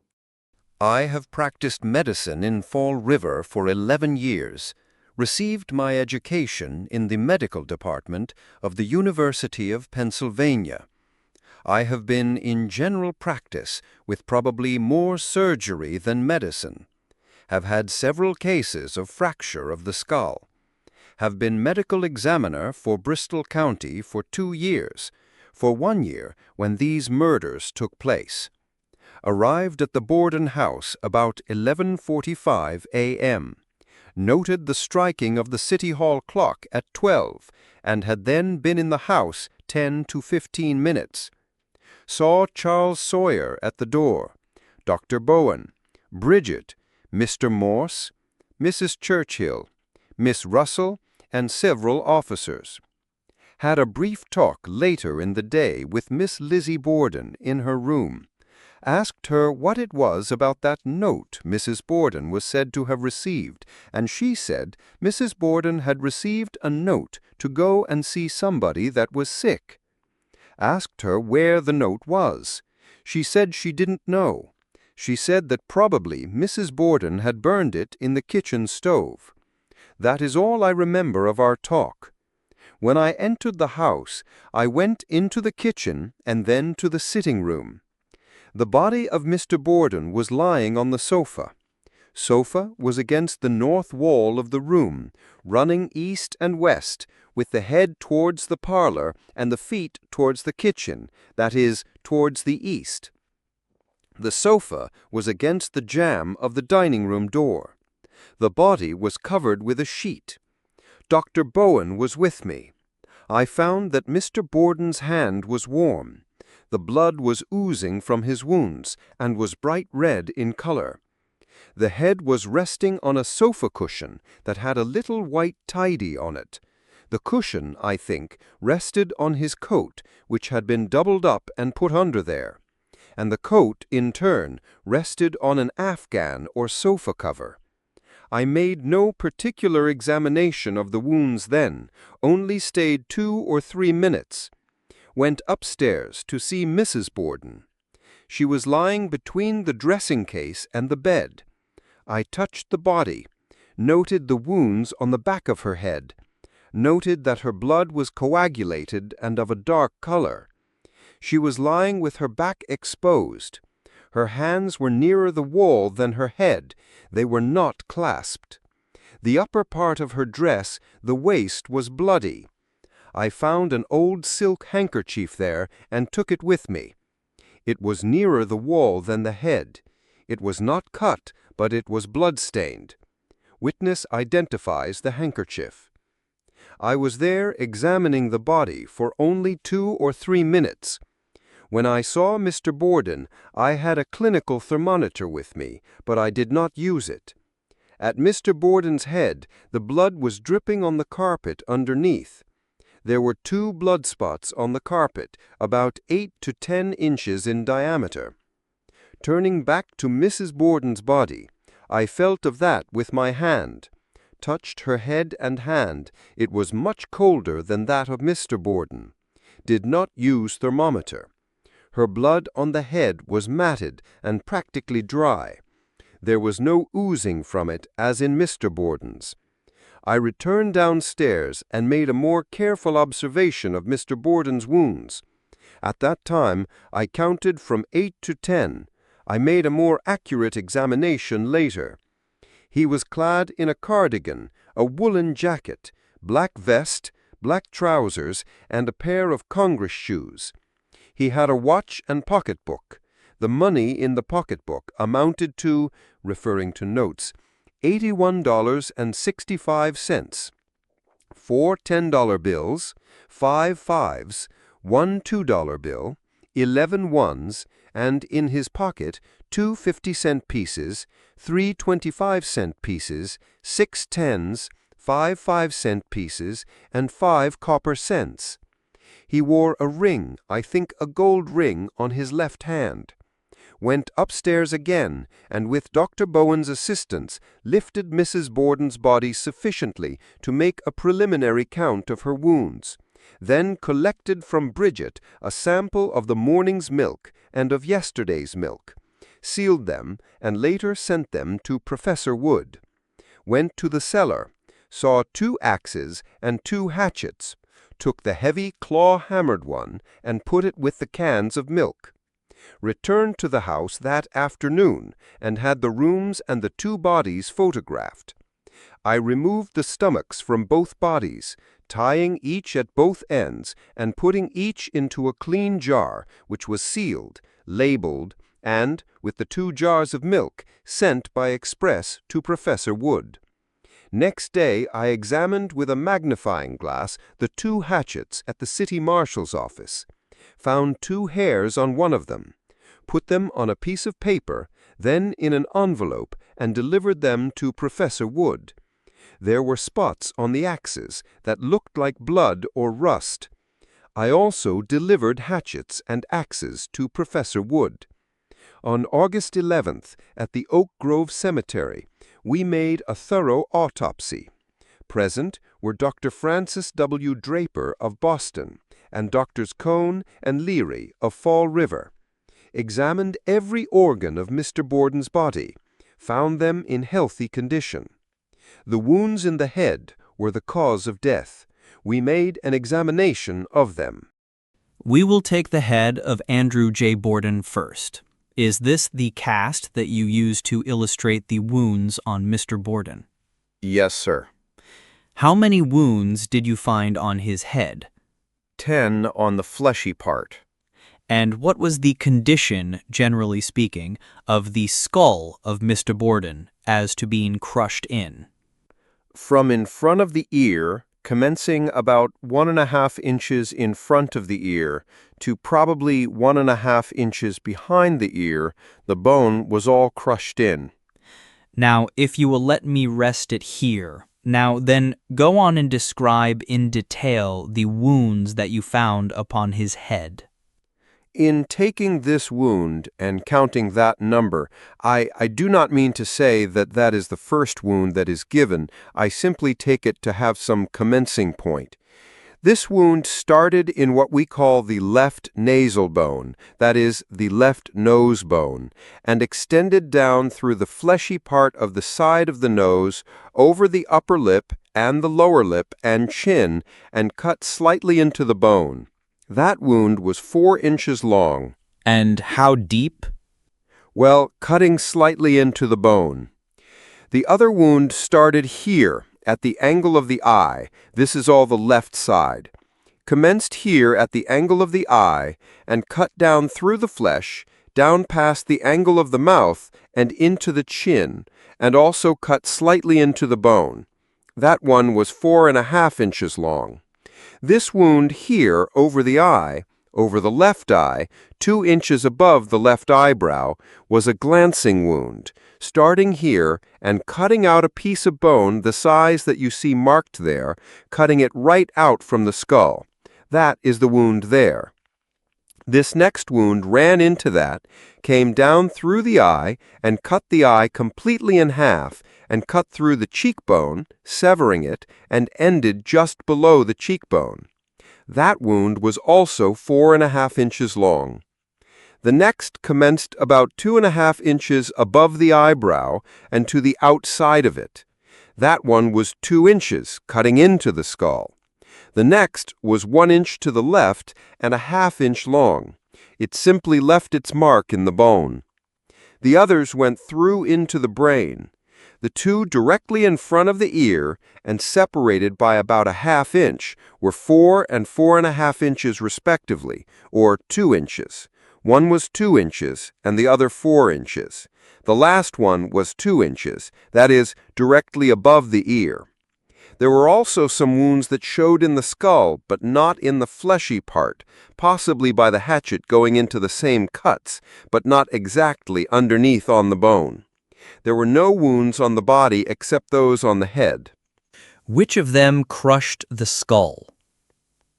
Those last 4, and this one, of course, cut into the skull in front. Did you afterwards remove the skull? Yes, sir. And removed the flesh from the bone? Yes, sir. And you have it in your possession? Yes, sir. What is the process of removing the flesh from the bone? I will ask you this question. Perhaps my friends will know the reason I ask it in the form I do just now. What is the process of removing the flesh from the bone? Does it in any way affect the integrity of the bone? No, sir. What is the thickness of the skull at the point where those 4 wounds went through into the brain? About 1/16 of an inch. Is it, comparatively speaking, a thin skull or not? It is, yes. What is the thickness of that part of the skull in proportion to the rest of the skull? I think the skull on top is 1/4 of an inch. Which is the thinnest place on the skull? Just this region, the temple region. At the same time, we made an examination of the intestines. The upper part of Mr. Borden's intestines was comparatively empty. In the upper part of Mrs. Borden's intestines was some undigested food. On Mrs. Borden's body there was one wound on the back, at the juncture of the neck with the body, the lower part over the spine, and the upper part running upwards and downwards for 2½ inches. All the other wounds were on the head. There were 3 contusions on the face, 2 over the left eye and 1 just over the bridge of the nose. The right side of Mrs. Borden's head was crushed in. There was a hole there, 1½ by 5½ inches. There was a scalp wound on the left side of the face, a flap wound, where the flesh was cut off but not separated from the head. It was 2 inches by 1½ inches wide. On the left side of the middle line of the head, there were 4 wounds. 3 of them went into the skull, one taking a piece right out of the skull. 2 wounds simply left imprints on the head.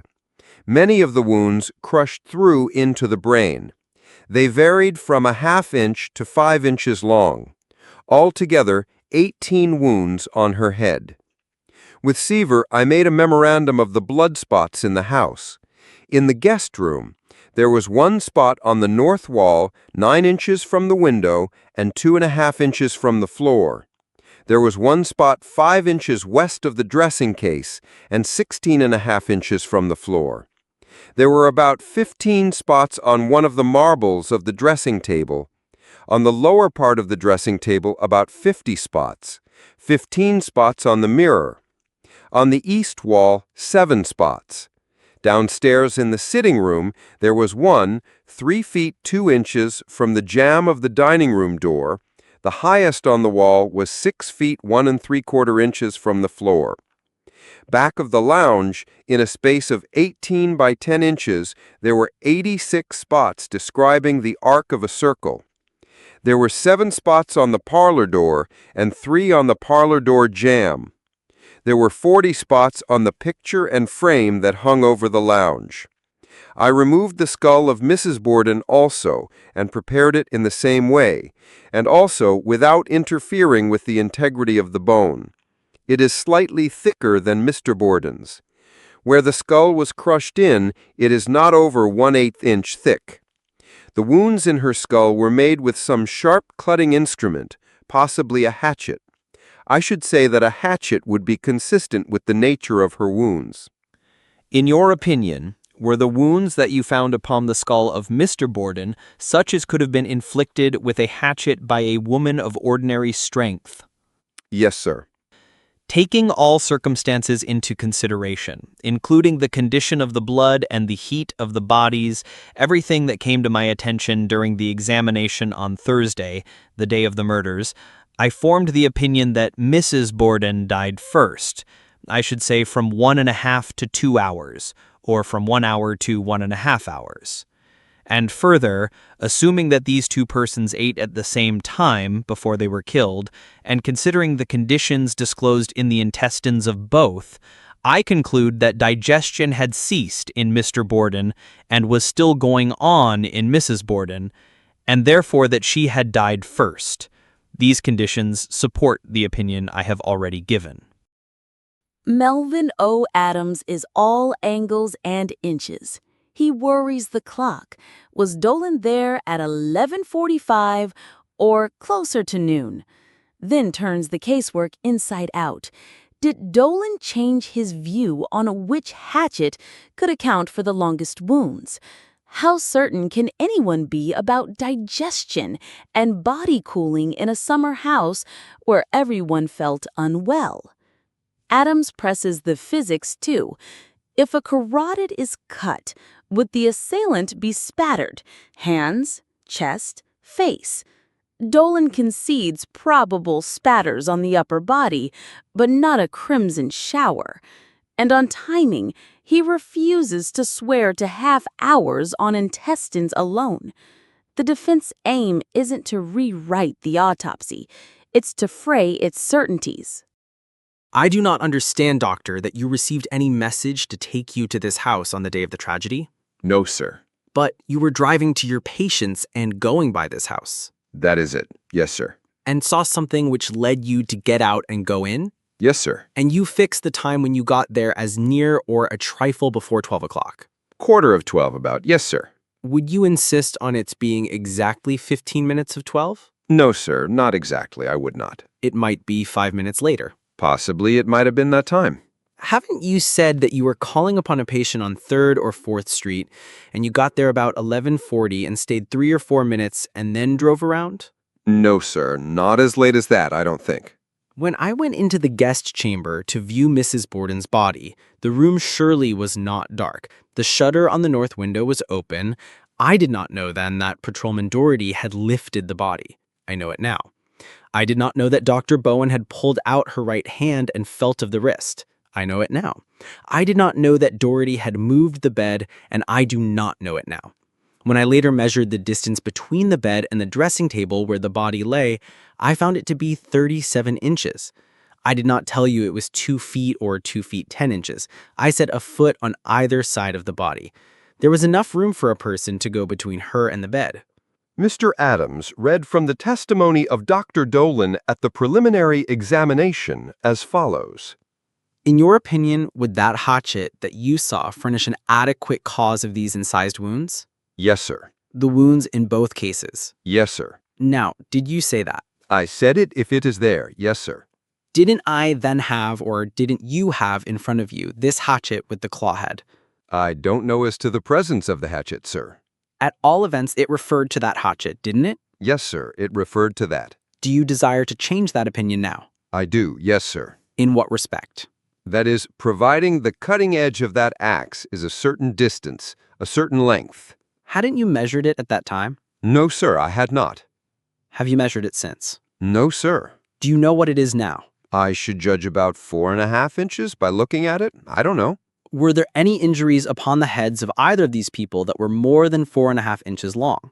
Yes, sir. On Mr. Borden, there was one 4.5 plus, wasn't there? Yes, sir. And on Mrs. Borden, there was one 5 inches, wasn't there? Yes, sir. Wouldn't this hatchet then adequately cause those? Yes, sir. And would the injuries that you found there, other than these two, not have been adequately caused by a cut from this instrument or one like it which did not meet the skull along the whole cutting edge? State that again, please. And would the injuries that you found there, other than these two, not have been adequately caused by a cut from this instrument or one like it which did not meet the skull along the whole cutting edge? I don't understand the question now. And would the injuries that you found there, other than these two, not have been adequately caused by a cut from this instrument or one like it which did not meet the skull along the whole cutting edge? I submit whether the questioner himself understands the question. I do. I understood one of yours a little while ago, that you had trouble about understanding yourself. Well, do you understand the question now? If I may be permitted to state what I think the question is? Well, go on. In other words, could the hatchet that made the other wounds on that head produce those two? Is that the substance of it? Yes, sir. It could. Did you subsequently have authority from the law officers of the state to make the second view, or attempt at an autopsy, or whatever it may be called? I don't understand what you mean by attempt at an autopsy. Or the completion of the autopsy. If you mean the autopsy at Oak Grove Cemetery, yes, sir. That was on the 11th day of August, the day the defendant was arrested, was it not? I could not say as to the arrest. At all events, it was on the 11th of August. Yes, sir. And the Oak Grove Cemetery contains the family lot of this family. Yes, sir. Where the bodies had been taken for internment. Yes, sir. At that time, did you remove something from the bodies? Yes, sir. You removed the skulls, the heads, didn't you? Yes, sir. Did you notify these daughters, or any of them, that you were about to do it? No, sir. Did you notify anyone that you were about to do it or cause that to be done? No, sir. When they were interred, did you give any information to them that the interment took place under such circumstances? I did not. This second, or the Oak Grove autopsy, revealed to you some other appearances that you had not discovered in the first one, did it? Yes, sir. It revealed, among other things, the blow in the back of Mrs. Borden. Yes, sir. Where was the assailant standing, in your opinion, when that blow was given? In the rear. There was a flop cut here, indicating on forehead. Yes, sir. When that blow was given, where, in your opinion, did the assailant stand? In front, facing the assaulted. That is, the assailant and assaulted faced each other. Yes, sir. Did you entertain the opinion that the bruises and contusions found on the forehead of Mrs. Borden were caused in any other way than by falling? No, sir. How many different marks indicating separate blows did you find on the head of Mrs. Borden? 18. Did Dr. Frank W. Draper of Boston assist you in this Oak Grove autopsy? He did. With the wound on the back, there would be 19 cutting injuries, which indicated so many separate blows. Yes, sir. Now, when these hatchets were seen by you and some of them were taken by you, did you then, from your examination with a magnifying glass, express the opinion that there was blood upon them? No, sir. You simply said, did you, that there were appearances that looked like blood? Yes. If you allow me, I will make that statement. What statement? About the hatchet. It has been ascribed to me that I swore that that hatchet was covered with blood. I object to that statement. It is your own witness. I object to the statement. You see that the counsel for the government objects. While I have no objection, I doubt if you can go on. Did you, at that time, namely the time when these hatchets were seen by you in the cellar and handled by you, have the opinion that there was human hair on any one of them? Not in the cellar. Anywhere? Yes, sir. Did you at the marshal's office? Yes, sir. Do you entertain that opinion now? No, sir. Did you at that time have any opinion with reference to the condition of the samples of the milk that were obtained? As to what? As to there being any foreign and poisonous substance in them? I had no opinion on them. Have you an opinion as to where the assailant of Mr. Borden stood, taking into account the spots which you saw? I have. From the appearance of things, where did the assailant stand? Stood close behind the head of the lounge, that is between the parlor door and the head of the lounge. You no longer, if you have ever put him there, make him stand in the dining room door? I never put him there. Did you ever have an opinion that one or more of these blows might have been given by a person reaching around the jamb of the dining room door and striking the head? Well, to stand even behind the dining room door, you would not have to reach around. You think the assailant swung the instrument from left to right, don't you? Yes, sir. And all those wounds can be fairly accounted for by blows from left to right? Yes, sir. That is to say, it is a left-handed blow. In what sense left-handed? Delivered by the left hand? That it strikes the body in a left-handed direction, from left to right. Yes, sir, to a certain extent. Those that are most markedly from left to right are those that would come down directly as the head lies there now and give the direction of a left-handed blow. And those blows made quite as severe injuries as any? Yes, sir. And the strongest left-handed blow, in your opinion, was the blow upon the eyebrow where that bone was chipped out? Yes, sir. In your opinion, would a strong and crushing blow not have been necessary to have made that? No, sir. A light blow, in your opinion, could have done that? Not a light blow. No, sir. A fairly strong blow? Yes, sir. Was it a one-handed or a two-handed blow, in your opinion? I could not tell you. Have you any opinion about that? I think one-handed could do it. Assuming that the carotid artery, which is the artery running up through the neck here and under the angle of the jaw, had been cut, would there be a large flow of blood? It depends on where it was cut, sir. Suppose it was the interior one. There are two of them, I believe, or two branches. Even then, it would depend on where. Well, supposing it was cut near the angle of the jaw, would there be a large flow of blood immediately?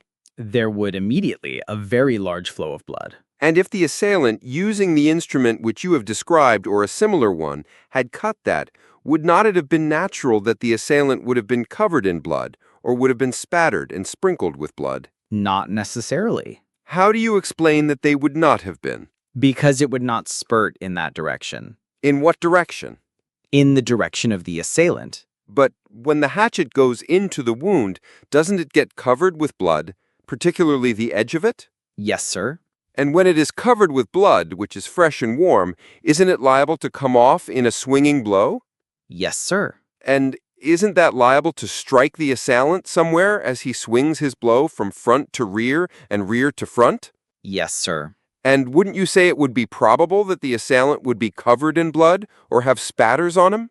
He would have spatters, yes, sir. And in what part of the body, in the case of Mr. Borden, would these spatters come? The upper part. That is the head, the breast. Yes. Would the hands be liable to be spotted or spattered? They might. Wouldn't it be probable? Probable. After an extended cross-examination as to the position of Mrs. Borden's body, the direction of the blows and the location of the blood spots, Mr. Adams reached this question. Now, taking the position of Mrs. Borden, the pillow shams, the bedspreads, the spots on the pillow sham, mirror, and baseboard, where, in your opinion, did the assailant stand when inflicting this injury? Astride the body.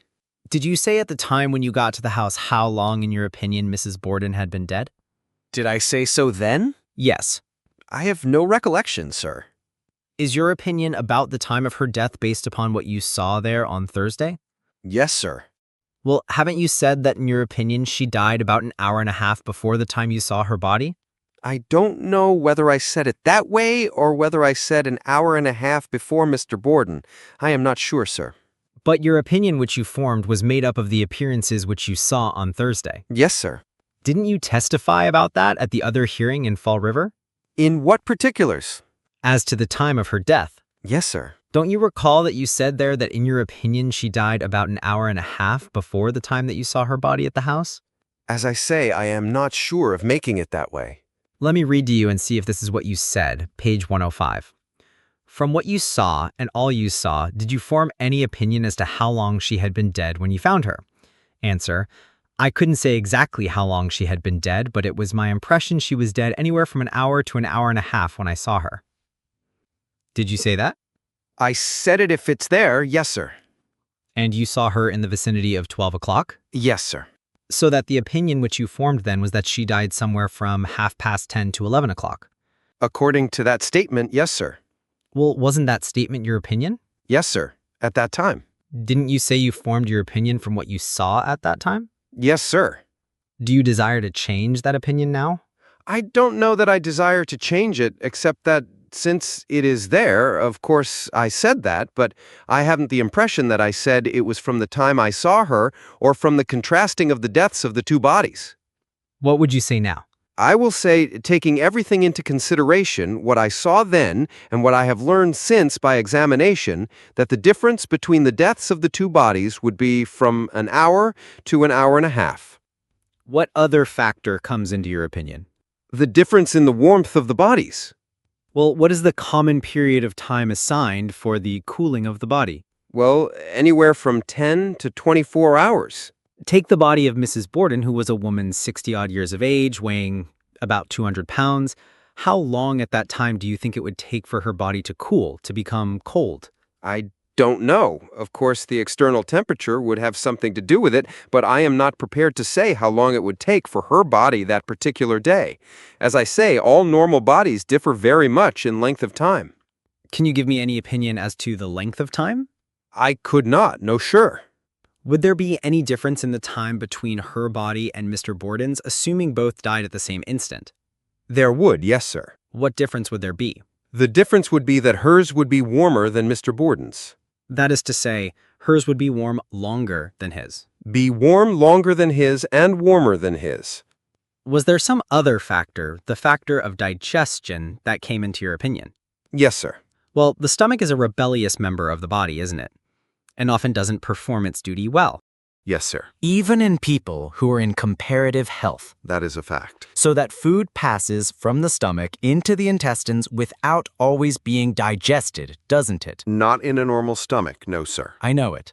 But assume that the stomach is not in a normal condition. That is, that one is suffering from indigestion. Yes. And from that condition of body which is followed by summer sickness. Yes, sir. Under those circumstances, would not food naturally pass from the stomach into the upper intestine without being fully digested? Yes, sir. If the person was in that condition, could you safely express any opinion as to the length of time that the meal was taken before you saw the upper intestine? No, sir, not safely. That is, you couldn't form an opinion within some half hour or an hour, could you, of the time of the meal? I hardly think you could. In other words, if a person had eaten breakfast at 7 o'clock in the morning, and a day or 2 days before that had been ill and vomited up her food that day, and after breakfast at some time you found her dead with some undigested food in the lower intestine, could you tell from that fact alone, knowing also that they had been ill,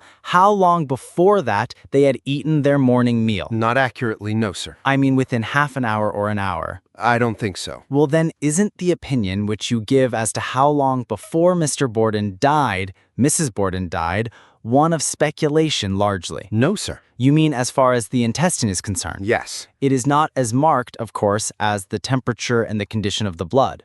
On digestion alone, how far will you go as to the difference of time in the death of Mr. and Mrs. Borden? Well, knowing that they had partaken of the same food and knowing that both had been ill to a certain extent. I am allowing you to answer, although you put in things that I did not put into my question. Go on. I have to do that to make up my result. Go on. And finding nothing in the upper bowel of one and something in the upper bowel of the other, I think it makes the thing equal. That is, they're having eaten at the same time and they're having both been ill at the same time. I think it takes away considerable of the force of your question. Could I tell by her intestines that she had had breakfast within half an hour or an hour? That is, within half an hour or an hour's time. Taking those things into consideration, I think that it is not speculation to say that by her intestines you could say that digestion was still going on. I think my question was, within what period of time you would dare to give an opinion based upon the digestive appearances alone? I misunderstood you. I thought you said, was it speculation? Well, will you answer that question? I asked you before that about speculation. Will you answer that question? I wouldn't say within half an hour, no, sir. Assuming that one had been more ill than the other, that one had had a severer attack than the other, would it make any difference in that digestion? It would, yes, sir. And would that interfere with the expression of an opinion with reasonable accuracy as to the length of time? It would, yes, sir. Assuming that was the fact, would you then fix the limit as more than half an hour? No, sir. You would still stick to your opinion that you could determine within half an hour the difference in time? No, sir, I would not. And I understand you to have already told me upon the coagulation of blood, you wouldn't dare after 15 minutes to express an opinion within 15 minutes or half an hour as to the difference of time. No, sir, not to swear to it, I wouldn't. So that you have nothing left but the temperature of the body. Yes, sir. And that is tested simply by touch. Yes, sir. I neglected to ask you one question.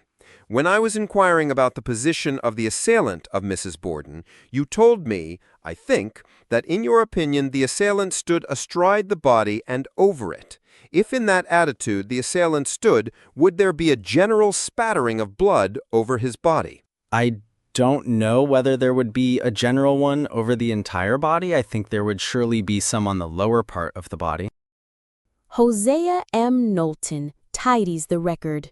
Wound length doesn't equal blade length, he reminds the jury. Edges slide, strike at angles, crush as they cut. So a 3.5-inch edge can yield longer or shorter marks. And those 86 flags behind the lounge, spurts, not drips, the heart's pump, not a swinging paintbrush hatchet. The prosecution's picture returns to form, method over speculation, patterns over guesses. Something has been said, Doctor, about the capacity and different sizes of the hatchets which inflicted the wounds in respect to the length of them. You have testified, as I understand it, if I am in error, you will correct me, that these wounds varied from a half an inch to 4 or more in length. I have, yes, sir. Would those lengths of themselves afford any indication, the exterior length of the wounds afford any indication of the size in respect to the length of the weapon which inflicted them? I don't think so, no, sir. Why not? Simply that the coming down, taking the particular case, coming down on a hard surface, they are liable to slide. Is there anything in the length of the wounds which is inconsistent with their having been inflicted by a weapon, for example, of 3 1/2 inches in length? There is not, no, sir. And why so? Explain why. How could a 3 1/2 inch hatchet make a 2-inch wound, for example?